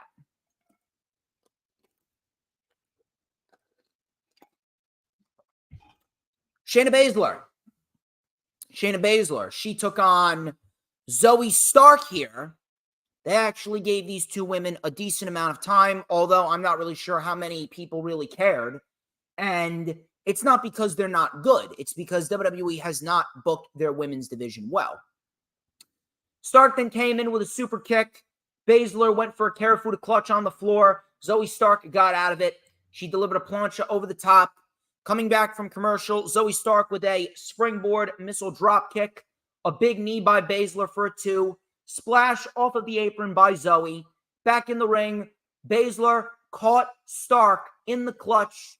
Stark tried to hype herself up. She tried to get out of the Karafuda clutch. But in the end, she eventually passed out, and that was it. I am very, very happy that Baszler is continuing to win. And if you're asking me, I would absolutely give Shayna Baszler Rhea Ripley, and I would give Shayna Baszler the WWE Women's Championship. Baszler then said, hey, you gave me a better fight than Ronda ever did. And she fist bumped Zoe Stark. So we got a sign of respect there from Shayna Baszler and Zoe Stark. I didn't really mind it like I thought I would. But if you're asking me, I do not want to see them in a tag team. I hope to God that they're not going to form a tag team. How many tag teams does Shayna Baszler have to go through? Natalya, Nia Jax, Ronda Rousey, now Zoe Stark? I mean, come on. Just burn the women's tag team championships. Just burn them. Burn them. They have no value. So the Miz came out. Miz came out next for a Miz TV segment, and this is where it just got completely ridiculous, and I was legitimately burying my face in my hand because I just could not believe how stupid this was. Miz came out for Miz TV trying to claim that he didn't lose and he was robbed. Miz, you can go on and make excuses all you want, but at the end of the day, you don't have a leg to stand on because John Cena, although he was the special guest referee, John Cena did not lay a finger on you. John Cena did not touch you. I thought that they were going to have John Cena come out and they were going to have John Cena punch The Miz and give LA Knight the victory. I'm glad that he didn't do that. LA Knight beat The Miz clean. Cena was merely there to count the 3 count. 1, 2, 3. Cena did not strike The Miz. So you do not have a leg to stand on. I am sorry, Mike. So Miz was going on and on about how he was robbed. He then brought out John Cena, but he wasn't there. So Miz was playing up to the social media gig. Miz was playing up to the social media gig that, hey, we can't see John Cena. We can't see John Cena. You can't see me. You can't see me. And I'm watching this. I'm like, are they really serious with this? Are they being for real? Please tell me they are not putting this idiocy on television. I'm watching this, and Miz is talking to thin air. He was talking to himself, saying how Cena was paid by LA Knight. The Miz then received a tiny balls chant from the crowd. Exactly. Final Hoss on YouTube. It's exactly like what happened when Vince McMahon had God tag team with Shawn Michaels back at Backlash 2006. Ridiculous. So Miz pie-faced the air. He then fell back himself and delivered a skull-crushing finale to the air. He was beating up the air. Miz then challenged LA Knight to a rematch, and he promised that LA Knight will fade away because I'm the Miz and I'm awesome. You know, I was actually going to agree with you when you were going to say you're the Miz and you're awesome because you've actually been pretty decent as of lately. You've been pretty okay as of lately, but what you just did here brought you down several notches. You can rag on Tony Khan all you want, but you would never see something this stupid in AEW. Now, obviously, they got Leatherface. They got Leatherface to worry about. I swear to God, I hope we never see that again. That was an embarrassment for AEW right there. But you would never see someone fighting the air. You would never see someone fighting the air over on Tony Khan's show. Sami Zayn versus J.D. McDonough. Sami Zayn versus J.D. McDonough. This was a pretty standard match. Typical Judgment Day interference. Again, this is the same complaint that I had on the Rewind for Payback on Tuesday. Judgment Day is a great faction, but it's the same interference every single time. It's lame. It's overplayed. It's annoying. It's legitimately reminding me of Jinder Mahal and the Singh brothers. Remember how terrible that was? Dominic Mysterio, he came out to save JD McDonough, and JD McDonough actually rolled up Sammy for the win. Zayn then went after Dominic, and JD saved Dominic, but Dominic did not go back to save JD, as JD caught a haluva kick from Sami Zayn, and that was pretty much that segment. Oh, by the way, I did miss this. Raquel Rodriguez defeated Chelsea Green, buried Chelsea Green. Yeah, the women's tag team titles look really prestigious. And Raquel said that she is getting a rematch next week with Rhea Ripley for the Women's World Championship, and Dominic Mysterio is barred from ringside. So we will see how that plays out. Dominic Mysterio was actually in the back, and he was trying to manipulate Jey Uso into joining the ranks of the Judgment Day. I'm not really sure if that is such a wise idea. Could we potentially see Jey Uso mixing it up with guys like Finn Balor and JD McDonough? I would not mind that. I think that would actually be pretty intriguing. But if anything, to me, it just feels like they could be leading up to a War Games match. Main event, easily the best thing on the show and the best thing across all of WWE programming this week, minus LA Knight. Gunther, the Ring General, and Mr. Chad Gable. Oh, thank you. This was for the Intercontinental Championship, and if Gunther beat Gable here, which he did, he would break the Honky Tonk Man's record, and he would become the longest reigning Intercontinental Champion of all time. And that's exactly what happened. This match was great. This was an excellent match. And I'd really like to hope that, based on what happened with Chad Gable's family and how Gunther pretty much made them cry, I would actually like to hope that we will indeed see a rematch at WWE Fastlane, and we will indeed see Chad Gable beat Gunther at Fastlane. So Gable was in control early on, coming back from commercial. Gunther tried to wear down Gable. Gunther then stretched Gable over the top buckle. Gable then with an ankle lock, but Gunther fought back. Both men were on the floor. We had a German suplex on the floor, and then back in the ring, Gunther with a powerbomb. That got a 2 count. Gable was then chopped by Gunther. Gable then with a beautiful, beautiful superplex, and he went for a splash. He delivered a splash. Gunther kicked out. Gable then with an ankle lock. It was in deep. The ankle lock was cinched in deep. Everyone was clamoring for Gunther to tap. They were saying, tap, tap, tap, tap, tap. Gunther would not tap. Gunther got out of it. We had a Saito suplex by Gable. Chaos Theory. The Chaos Theory connects, and Gunther just kicked out. Barely kicked out of the Chaos Theory. Gable went for the moonsault. Gunther got the knees up, but Gunther was caught into another ankle lock. Gunther then got out of it, locked in a sleeper hold. Gable got out of the sleeper hold, roll through pin for a 2 count. Gunther then, with a sleeper suplex, delivered the power bomb, and then one last wicked lariat. 1, 2, 3. Gunther retains the Intercontinental Championship, and Gunther, the most deserving man to hold the accolade of being the longest reigning Intercontinental Champion ever. An excellent excellent reign for Gunther. And Gunther, in the end, with one hell of a match against Chad Gable, becomes the longest reigning Intercontinental Champion of all time. Now, some people were saying where Gunther should go.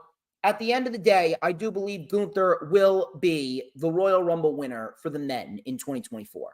There is nobody better. It's either Gunther or LA Knight. And to be quite honest with you, I'm going to go with Gunther. Is Gunther going to take the Intercontinental title into WrestleMania, and is Gunther going to be a double champion? I personally would not do that. If you are going to do that, then Gunther's going to have to lose both titles. And WWE is not really good with that. They're not really good with having Gunther lose both titles like that. But regardless, in the end, if Gunther's going to defend both titles, I wouldn't mind that, because Gunther's a man that is more than deserving of doing something like that. On top of that, people have said that we could very well see Johnny Gargano mix it up. Maybe Tommaso Ciampa. Maybe Sheamus works his way over to Raw, and maybe Sheamus inevitably beats Gunther. I don't know. We'll have to wait and see there. But if you're asking me, I do believe that based on what happened after Monday Night Raw, Chad Gable, he cut a backstage promo, and he pretty much said that it's fun to say thank you and shoosh all the time, but when Gunther makes my daughters cry, that's when I draw the line. And in the end, I am going to take the Intercontinental Championship from him if it's the last thing that I do in my career. So if anything, I do believe that we're going to get a fourth match at Fastlane. And at Fastlane, we will see Chad Gable beat Gunther. And Gunther will probably go into the Saudi Arabian show. He'll go into the Saudi Arabian show. He'll probably fight Lesnar. I think that would probably be the best point in time for a Gunther-Lesnar match, that Saudi Arabian show. If you want to make that Saudi Arabian show feel important and feel big, that's the way to do it. So we get Gunther and Lesnar in the Saudi Arabian show. Gunther beats Lesnar, and then Gunther wins the Royal Rumble. Gunther goes on to WrestleMania and beats Seth Rollins for the World Heavyweight Championship. Or if you don't want to give Gunther the win, maybe you can have Damian Priest cash in, and Damian Priest wins the World Heavyweight title in the same manner that Seth Rollins won the World Heavyweight title at WrestleMania 31. He could pin Seth Rollins, and then maybe you could build up Gunther to SummerSlam to beat Damian Priest. That I wouldn't mind. That I certainly wouldn't mind whatsoever. We'll have to wait and see. But in the end, Gunther is the longest reigning Intercontinental Champion of all time, and there is not a more deserving person to hold that accolade. Not that exciting of a Monday Night Raw. WWE's weekly television program is very, very bland right now. It wasn't really that good of a week for AEW either. We did get some decent stuff on Dynamite, I will say that, but coming out of two great pay-per-views, All In and All Out, it seems as though they're really looking ahead towards Grand Slam. They're probably going to look ahead towards Wrestle Dream as well, and we're going to see if we're going to get any Wrestle Dream matches announced tonight, because we do have Bryan Danielson addressing the crowd on Collision tonight. And if you ask me, the best route for Bryan to go is either a match with Omega or a match with Will Ospreay.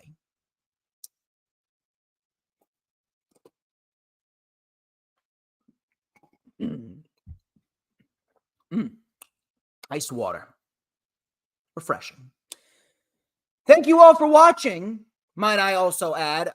Maria Sayas, thank you very much for sticking by in the PWP Nation chat right now.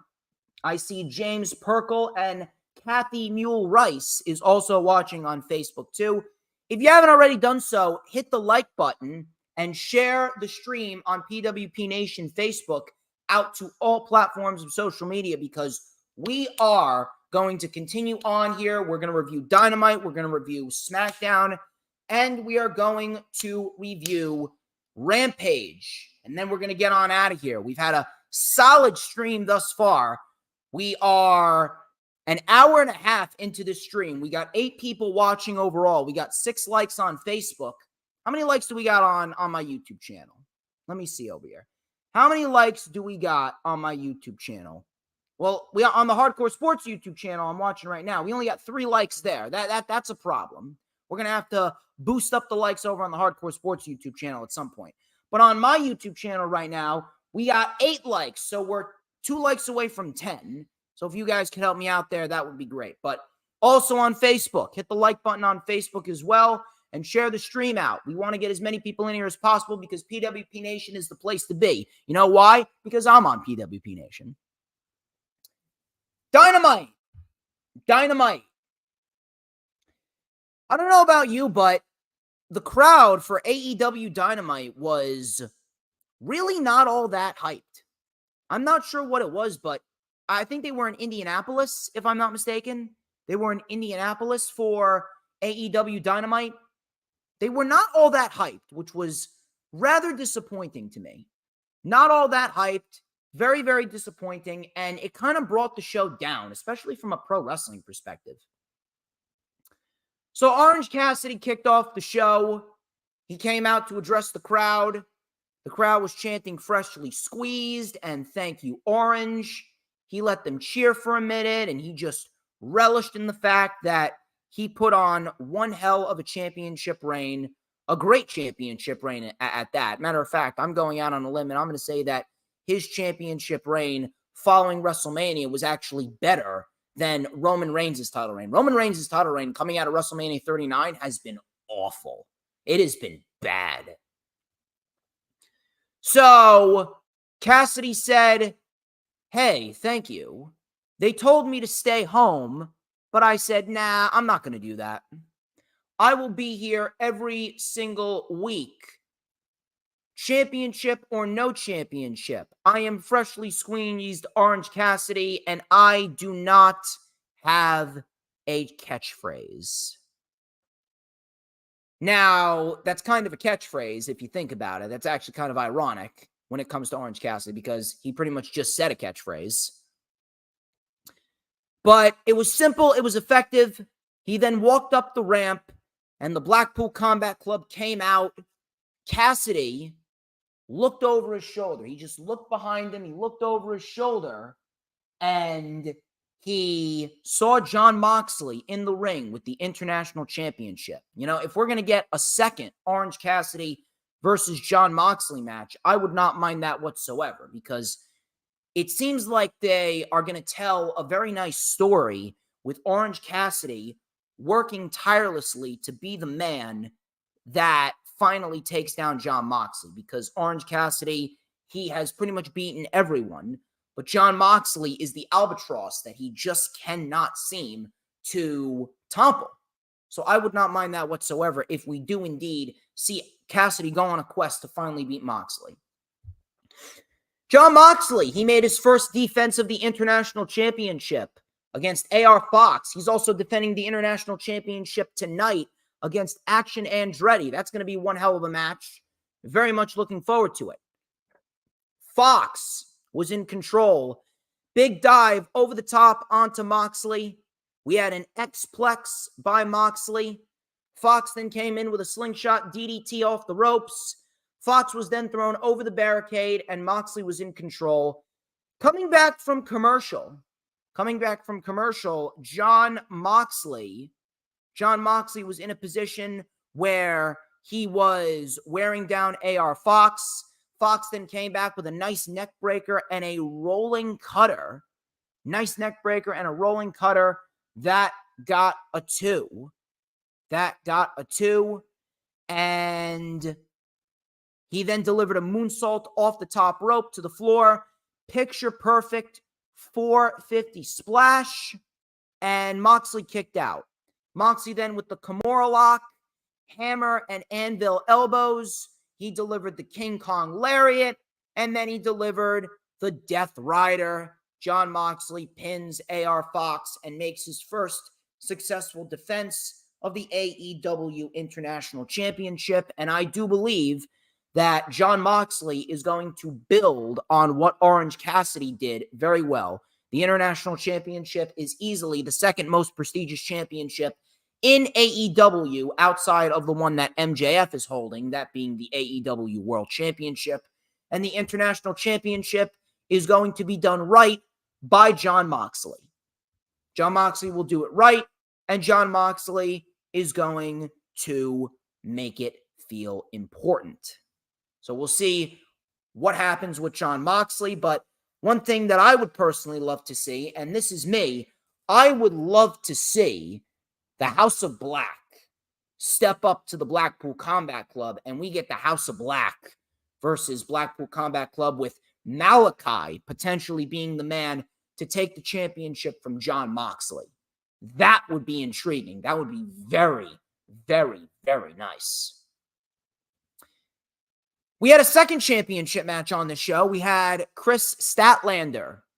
She is the workhorse of the AEW women's division. She is also making a title defense tonight on Collision.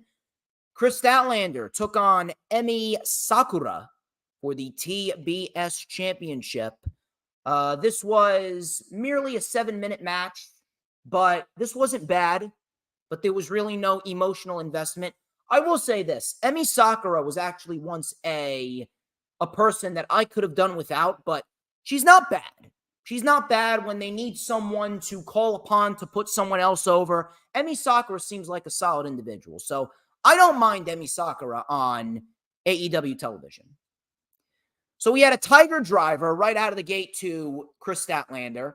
Sakura was in control with a crossbody against the steps. Statlander was squished against those steps. We had a chop by Sakura, roundhouse kick, double lariat by both women. Both women are down. Crowd is starting to appreciate it a little bit. We had a slingshot elbow by Statlander, which looked very nice. Rolling neck breaker, a delayed butterfly suplex. Beautifully done. Delayed butterfly suplex to Kris Statlander. And then Emi went up. Kris Statlander stopped her momentum. The forward electric chair drop connects. Discus lariat. And a Wednesday Night Fever. The cradle pile driver, and Kris Statlander retains the TBS championship. More Kris Statlander, please. More Kris Statlander, please. Kris Statlander is phenomenal. She is easily one of the best women's wrestlers in the company. And Kris Statlander is making a case as to why she should be in the conversation of being an AEW Women's World Championship at some point down the line. Very, very, very nicely done by both women. One thing I would really like to see, though, is I would really like to see a little bit more story, a little bit more focus on Kris Statlander, because it really doesn't feel like there's any genuine care or any genuine story from Kris Statlander and whatever she's doing. It seems like they're trying to make her the female Orange Cassidy, since Orange Cassidy was defending the International Championship every week. That's fine. That's fine, but at the same point in time, I would like a bit more story. But more Kris Statlander on television, please. Aussie Open. This is Kyle Fletcher and Mark Davis. They took on Les Sex Gods. This is Chris Jericho and Samuel Guevara. So we had a tag team match here, and Chris Jericho made it clear that he wants to win the AEW World Tag Team titles with Sammy Guevara. So we had Davis mixing it up with Jericho early on. Sammy came in. We had a double suplex by Sammy and Jericho. Coming back from commercial, Jericho lit up Aussie Open. Double lariat by Aussie Open. Sammy came in with a beautiful springboard cutter on Mark Davis. We had a Fosby flop over the top rope onto Aussie Open by Sammy. Jericho accidentally took out Sammy. We had a collider on the outside by Aussie Open, and then the assisted cutter, which they call the Aussie Arrow, that got a 2. We had a Spanish fly by Sammy. Jericho then with the walls. Fletcher got out. We had a brainbuster by Fletcher for a 2. Roll up for a 2. Jericho finally hit the Judas effect, and Jericho wins the match for him and Sammy. This was easily the best match of the night and a very good tag team match. They then shoved each other a little bit, and Sammy actually walked out on Jericho. We would then get a clear-cut vision as to where this is going on Rampage, which was probably the only thing on Rampage worth going back to watch. We'll talk about that in a little bit, but clearly this is not the end, and Sammy and Jericho, they will be in a scenario where they could be fighting FTR for the tag team titles sooner rather than later. MJF. He came out to address the crowd. He goes, "The devil has arrived." He talked about wrestling on September 20th at Grand Slam. It is his home state. Start spreading the news because MJF is coming back to New York, New York. He then goes, "There is one person that needs to be taught a lesson." And then out came Samoa Joe. Samoa Joe then said, "I was in the back and I realized something was going on. I wanted to get a front row seat. What seems to be the problem, kid?" He then said, "I can only imagine that you were confused when my entrance music hit because you mistaken it for the music of an ice cream truck." Joe then said, "The last time I had anything to do with an ice cream truck, I was busy being a star on the other company's network." So MJF goes, "I'm a pretty creative guy. Hey, look, everyone, it's the Pillsbury Joe Boy." That wasn't even the funniest one. I laughed uncontrollably at this one. MJF goes, "Hey, everybody, it's Samoa Joe." I mean, how can you hate MJF? MJF being a rock-inspired babyface. It's just such a wonderful thing. It really is. It's a wonderful thing. So afterwards, Samoa Joe then said, it's the time that you spent with all of these mouth breathers that has made you stupid. So I will ask you one more time, what seems to be the problem, kid?" So MJF at this point, he got severely angry. He got in Joe's face. He backed up and he said, "You know what? No. I am not going to give in, and I am not going to let you get inside my head." So MJF then went and said, "I'm going to tell a story. Who's ready for story time with MJF, baby? Who's ready for story time with MJF?" So MJF told a story about how he had a tryout with the WWE when he was 19 years old back in Brooklyn in 2016. And he got pulled to the side by William Regal. And we all know the story. I was too young and he blew me off. And I knocked him out and sent him back to NXT.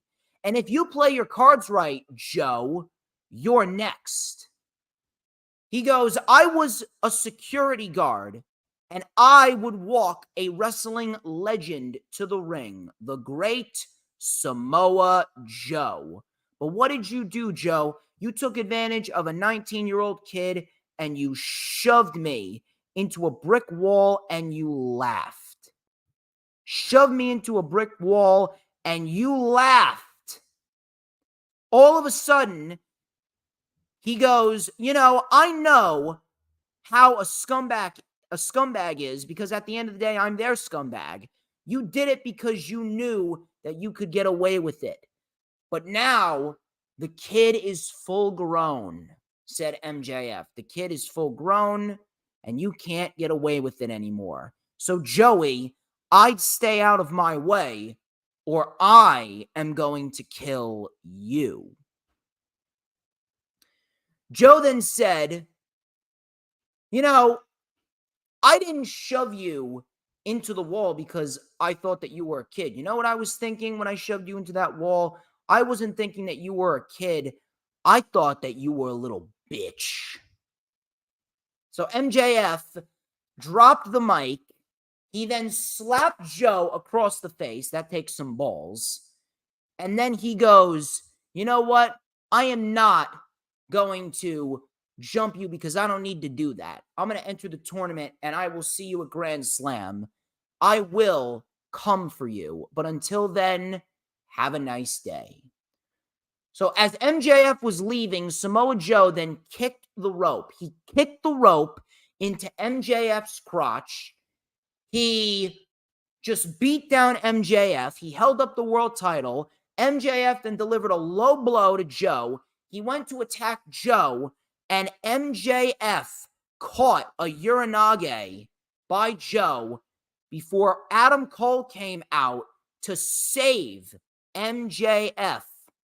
Little taste of what these guys are going to do. This promo was just great TV. Great TV. And it's a program that is really going to help both Joe and MJF. It's going to be great. And I think that this is a very nice interim program before we inevitably get the Adam Cole heel turn. Because you know for a fact that we are going to see the inevitable turn from MJF and Adam Cole. We're going to see Cole turn on MJF. Cole's going to align with Roderick Strong and the Kingdom, and we will indeed see MJF, hopefully, if they want to, bring back the Pinnacle. That would be intriguing. It would be Cole, Strong, and the Kingdom versus MJF, Wardlow, and FTR. That would be a great program going into the fall and winter season for AEW. Now, a little piece of underlying information right here. Cole was very, very quick to go out and help MJF, but Roderick Strong and the Kingdom were going on and on saying how Adam Cole doesn't care about Roderick Strong's health and Roderick Strong's neck. And Roderick Strong, he's got a new t-shirt. He says, neck strong for Roderick Strong and his t-shirt. So Roderick Strong, he's making a case as to why he should win the Grand Slam tournament. And babyface MJF, he's not doing too bad for himself. And this program with Samoa Joe, I think it's only going to get better. So we will keep an eye out for it. We had Trent Beretta and Roderick Strong. This was a Grand Slam Eliminator Tournament quarterfinals match. And this was a very good wrestling match. Trent Beretta is a very, very, very underrated professional wrestler. I don't think he gets enough appreciation. He doesn't get the respect that he really deserves. So Beretta came in with a tornado DDT. Strong then came back with a suplex on the apron. We had Beretta coming back with a German suplex and a nice Death Valley driver for a 2. We had a gut buster by Strong and a sick kick. Roderick Strong then rolled through a Hurricane Rana into a roll-up on Trent for a 2. We had a half and half on Strong. We had a pile driver. Strong then got his foot on the rope. We had a high jumping knee by Roderick Strong. And we got ourselves the End of Heartache, which is one of my favorite finishers in AEW right now. Love the End of Heartache. End of Heartache. And Roderick Strong gets the win. 1, 2, 3. Roderick Strong wins. And Roderick Strong advances to the semifinals. He's fighting Darby Allin tonight on Collision, and that is going to be one hell of a match. Hangman Page, he came out to address the crowd. Tony Schiavone interviewed him. Page talked about his Battle Royal win and said that he's looking towards the future. All of a sudden, Prince Nana came out with Swerve Strickland playing Swerve's theme song, and I gotta admit, Swerve's theme song is one catchy theme song, and Prince Nana is absolutely killing it with the role that he's playing, doing the hand motions, cause I swerve when I drive, in the ring you won't survive, yeah, I swerve when I drive. I'm over here laughing uncontrollably at Prince Nana. He's brilliant. So, Prince Nana doing his thing to Swerve. Swerve then talked about being in a coffin. He goes, the first person that I thought of was you, Hangman. You're doing charity now?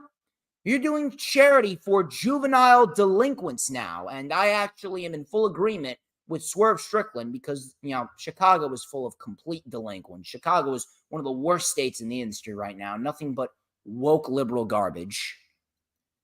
So he goes, instead of competing for world championships, you were a cornerstone of the company. You became world champion. Now, looks like you lost your spine. You haven't gotten any new merch in almost a year. You've been eating good. It's been showing, pretty much calling Paige a little chunky. He then goes, you've gotten comfortable. Had I gotten the opportunities that you gotten, I would have been the first black AEW world champion by now.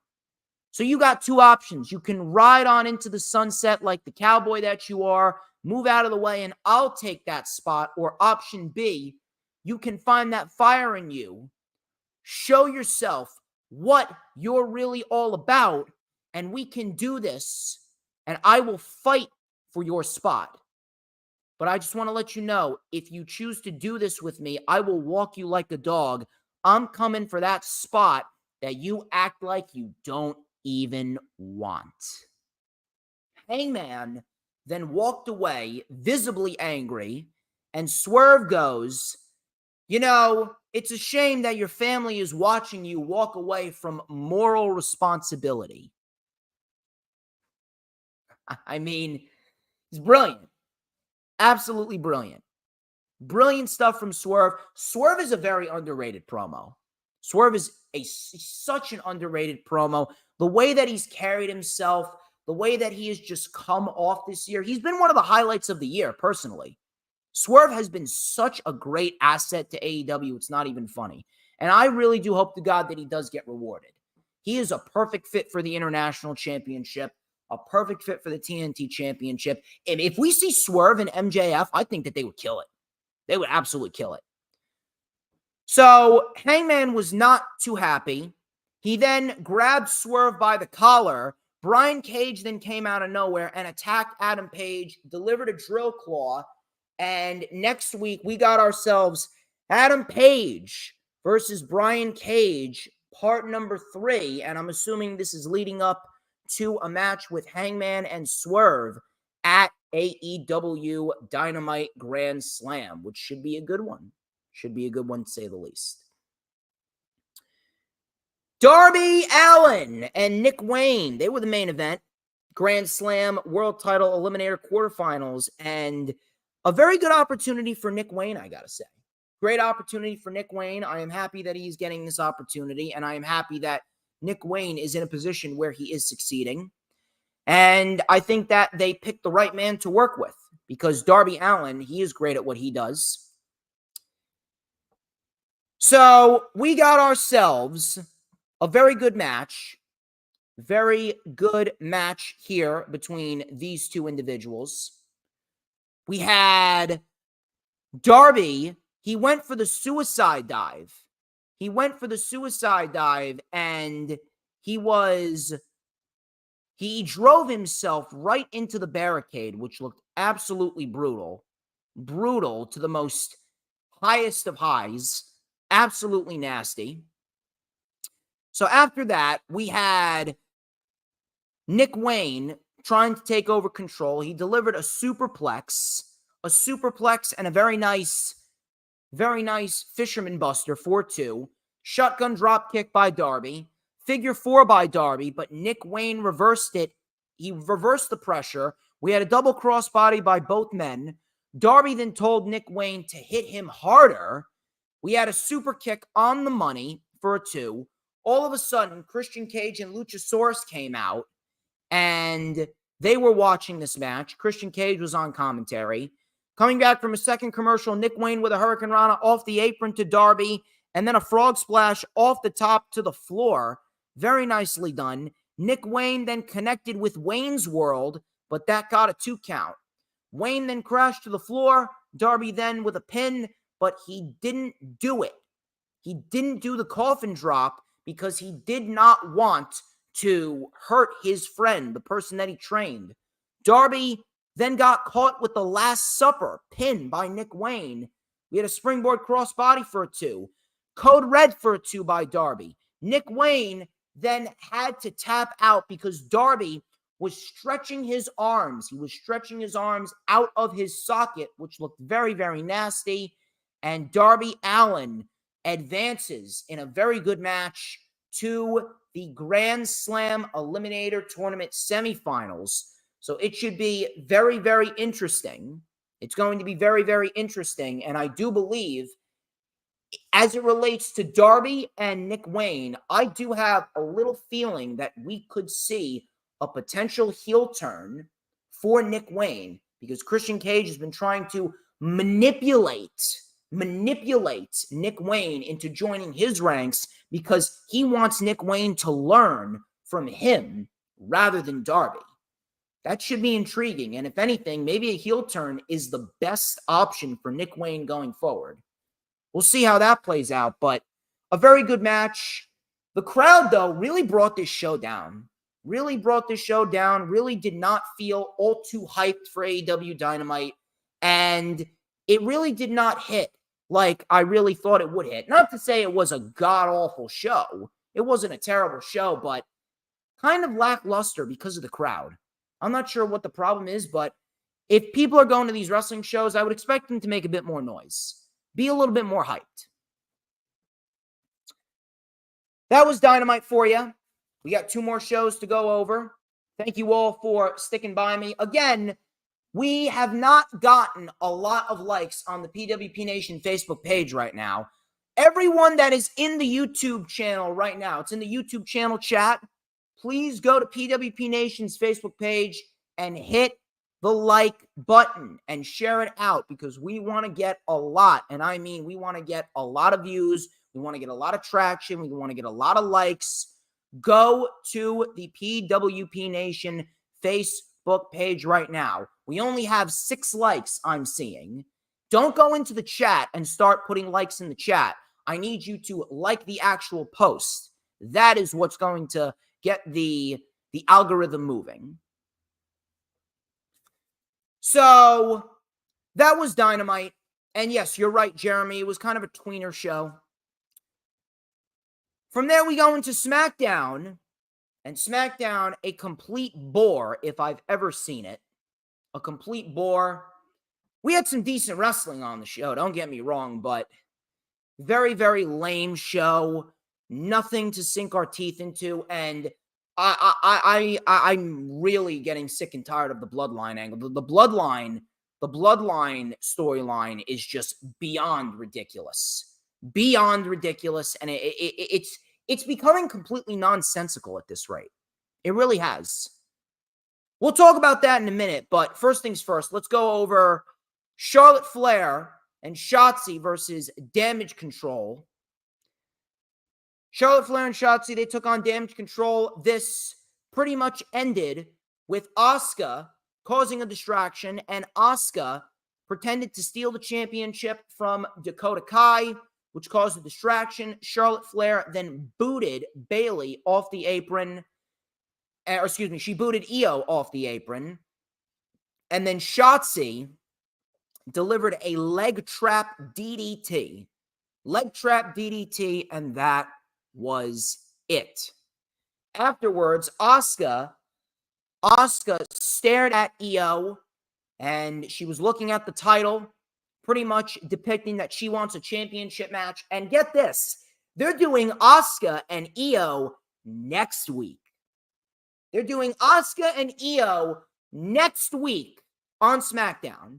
Next week on SmackDown because you got to save Charlotte to get the pay-per-view match against Io. Meanwhile, Asuka and Io should have easily had been the pay-per-view match at Fastlane, but no. Instead, it's going to take place on SmackDown next week. We'll probably see Io retain, and maybe Charlotte will get involved, and we'll probably get a triple threat match at WWE Fastlane, because God forbid Charlotte is off of a pay-per-view, and Charlotte is not in a women's title program. Terrible. You already know what we say, FCF. I can't say it on Facebook because Meta is a bunch of losers. Meta's a bunch of soft serves because they do not allow profanity.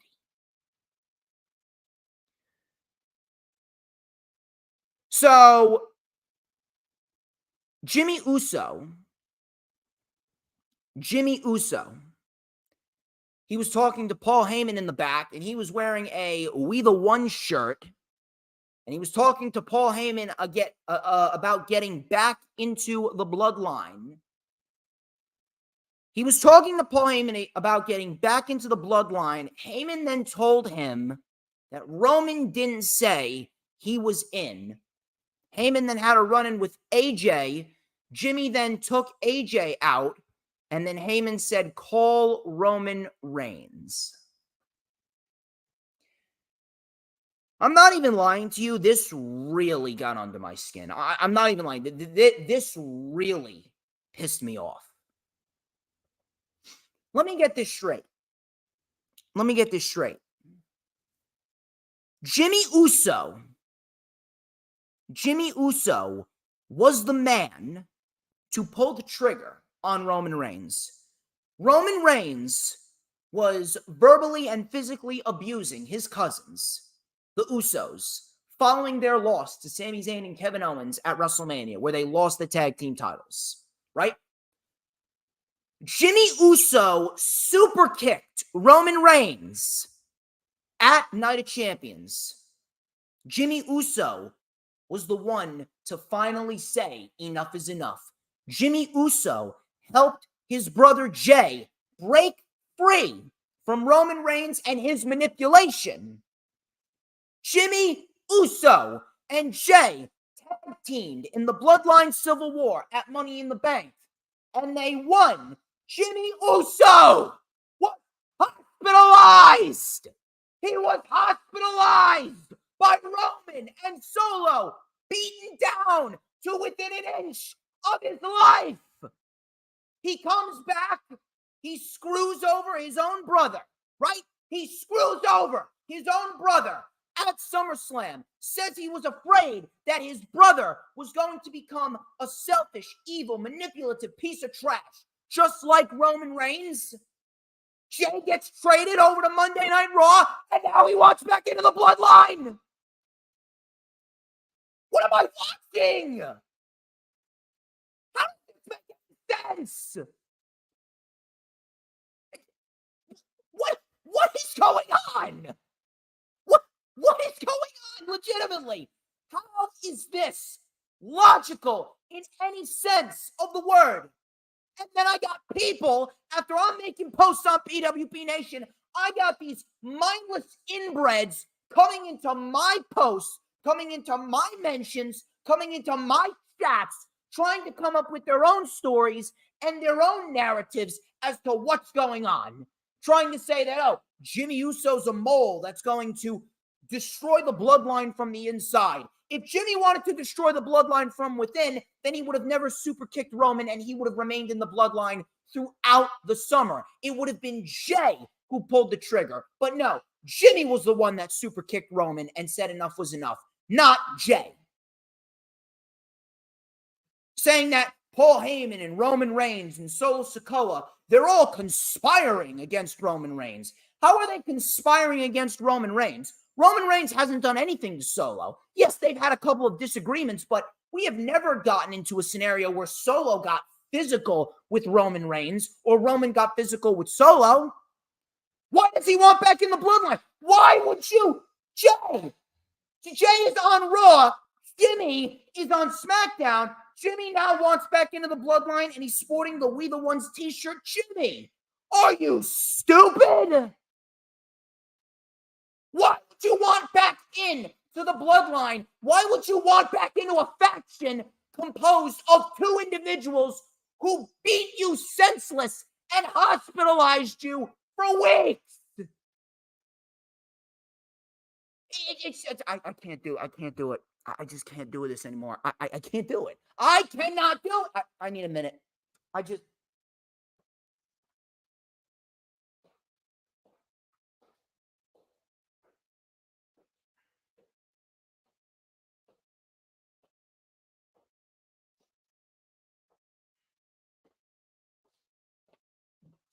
needed to step away. I needed to step away. I needed to step away. I was legitimately getting flashbacks from when I was a kid and I was playing Modern Warfare 3 when I was 14 years old. And I swear to God, when I was getting killed by the same sniper in Modern Warfare 3 about 7 times in a row, it brought me back to, I legitimately wanted to rage quit this entire stream. I legitimately wanted to rage quit this entire stream. No sense whatsoever. Completely idiotic.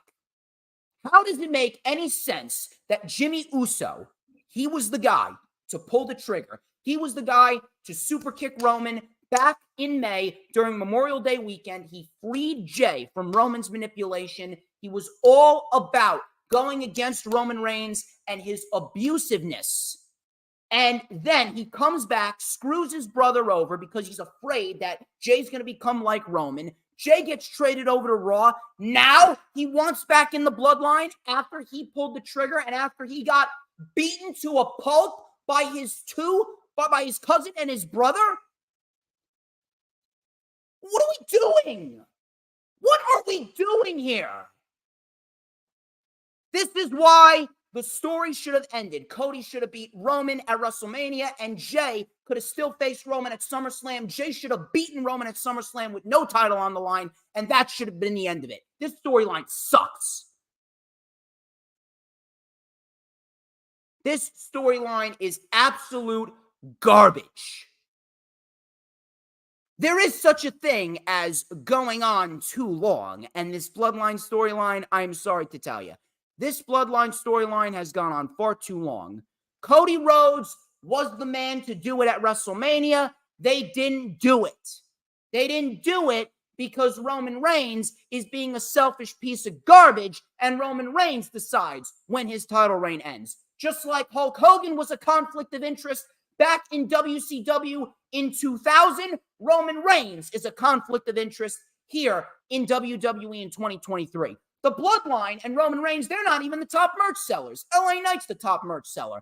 LA Knight is slowly creeping up on Roman Reigns as the biggest draw in the WWE right now.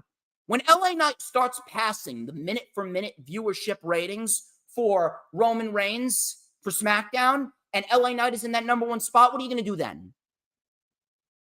At the end of the day, the ratings don't matter, but it just goes to show you that more and more people are getting tired of the Bloodline and they want someone new.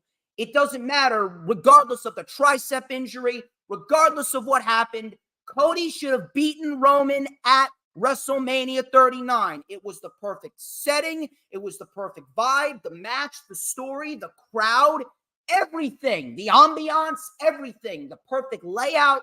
Everything was perfectly laid out. All they needed to do was give Cody the championship.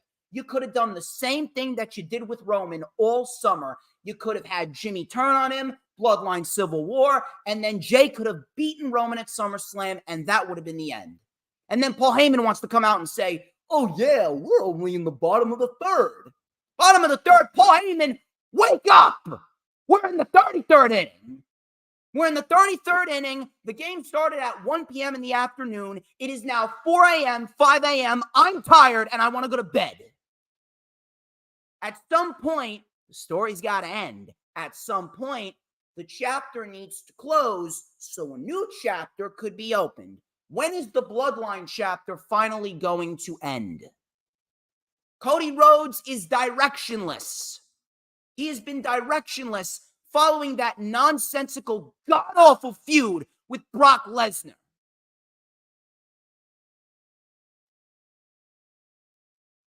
And more people are starting to wake up to that. You should have woke up to it the moment that the ref counted 3 at WrestleMania 39, night number 2. Now you're figuring it out.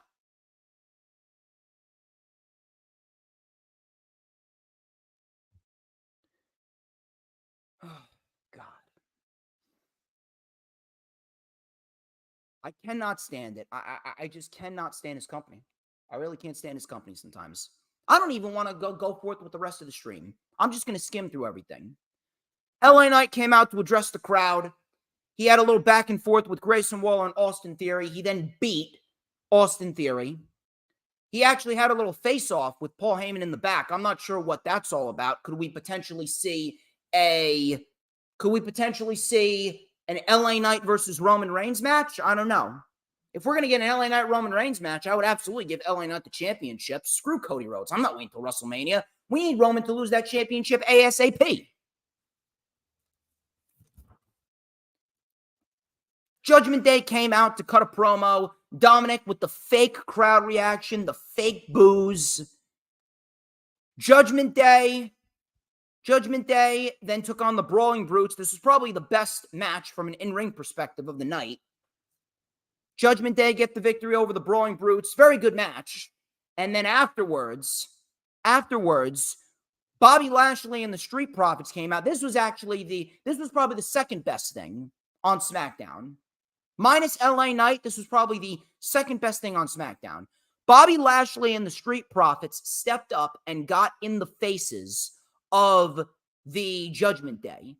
And Bobby said the bloodline is crumbling, but it ain't the Judgment Day taking over. It's going to be us. Now, I actually don't mind this. This is actually a breath of fresh air. This is new. This is intriguing. This actually could very well be a decent program between these two factions that could carry at least SmackDown's portion, potentially going into maybe Crown Jewel, maybe War Games. I don't know. But it definitely seems intriguing on my end.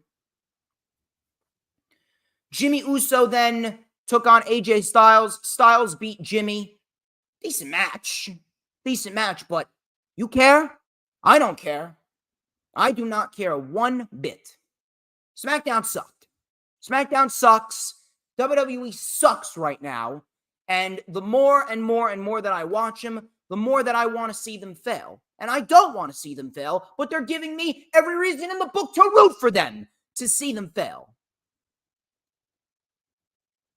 And yes, Maria, nothing left for the bloodline to do. They're doing nothing more than spinning their wheels. It sucks.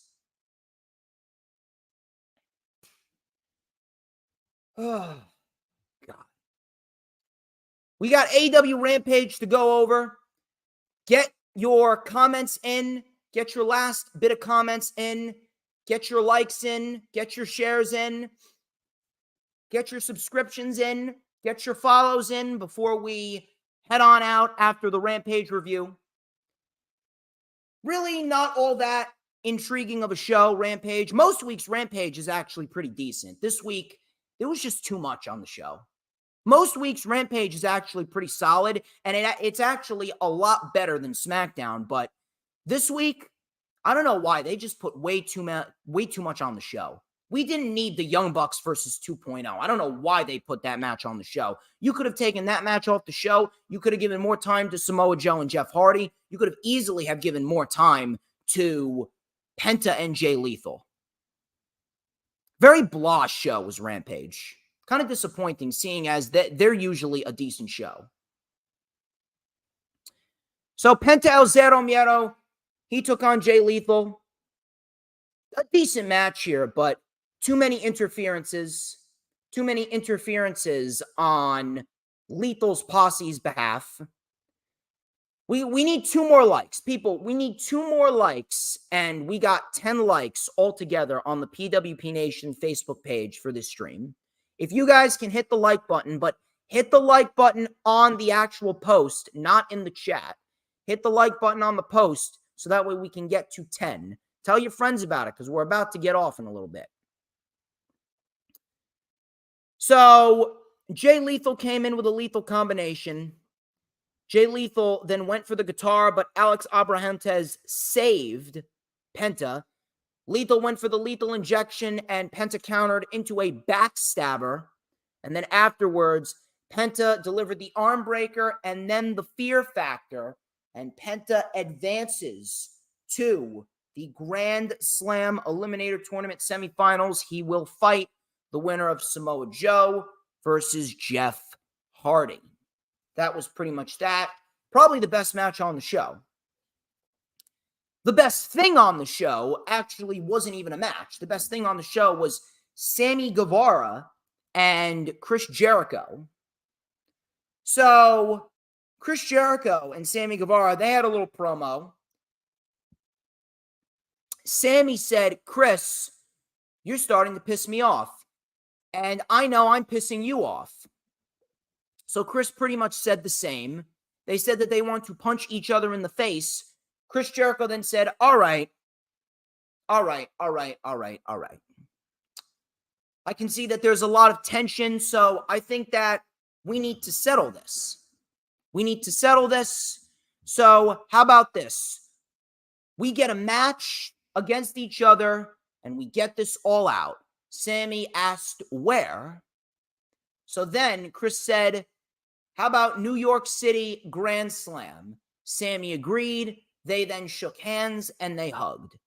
Now, I didn't think that they were going to do this. I actually thought that we were going to get these two challenging FTR at Wrestle Dream. I thought that we were going to get FTR versus Le Sex Gods at Wrestle Dream for the tag team titles, and then we would get the turn, and then they would build towards a first-time ever matchup between Sammy and Jericho at Full Gear.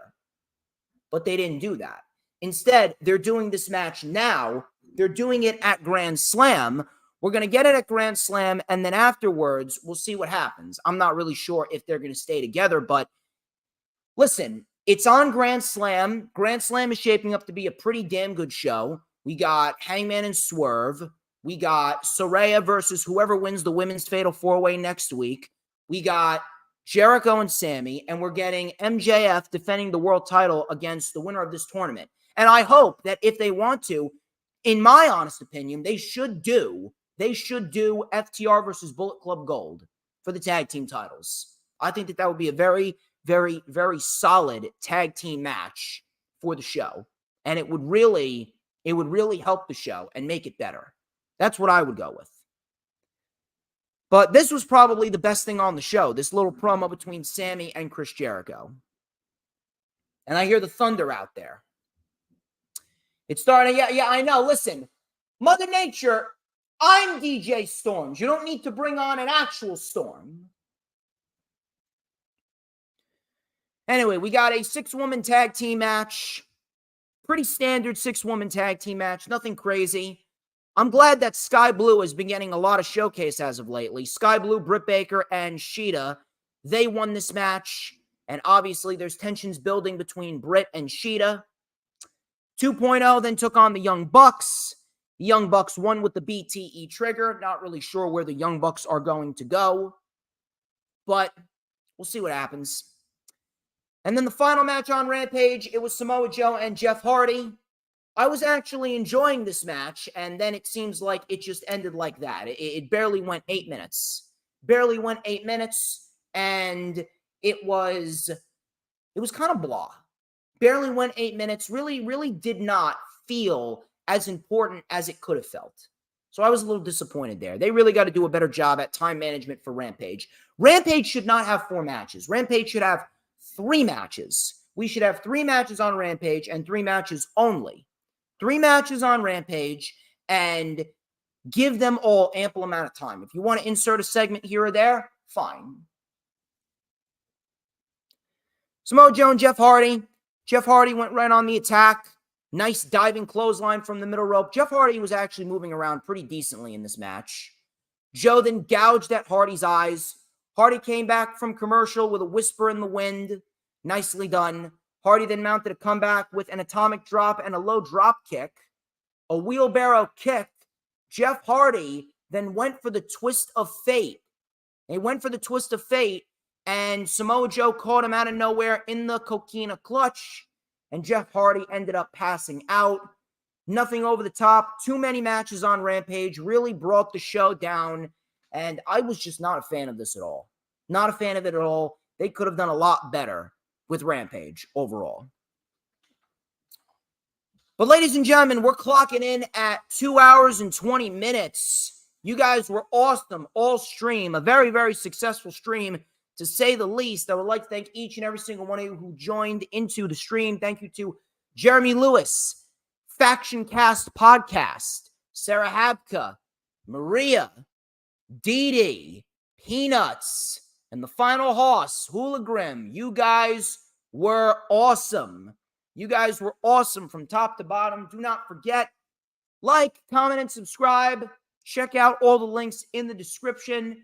And, of course, follow the PWP Nation Facebook page. Hit the notifications bell. World of Wrestling, Episode 1. Jay Leto and myself will be going live next Thursday, 7:30 p.m. Eastern Time, and we will be talking about the firing of CM Punk from AEW. We're going to talk about what it means. We're going to give our sides of the story and dictate whether it was the wrong decision or the right decision. We're going to get our thoughts and opinions out there. If you're on the PWP Nation Facebook page, you guys were awesome. Thank you very much for coming on in and really sparking up the conversation, especially Maria. Maria was awesome. Maria was awesome in this stream. Until next time, I am DJ Storms. This has been the Lightning Flash update. But before we get out of here, people, you already know the drill. You got to tell me who runs the IWC. And Maria, this is something that you will be saying a lot. When I say who runs the IWC, you say who, but DJ Storms. DJ Storms, baby. And don't you forget it. 'Cause we want retribution. Oh yeah, we want retribution. Oh yeah, we want retribution.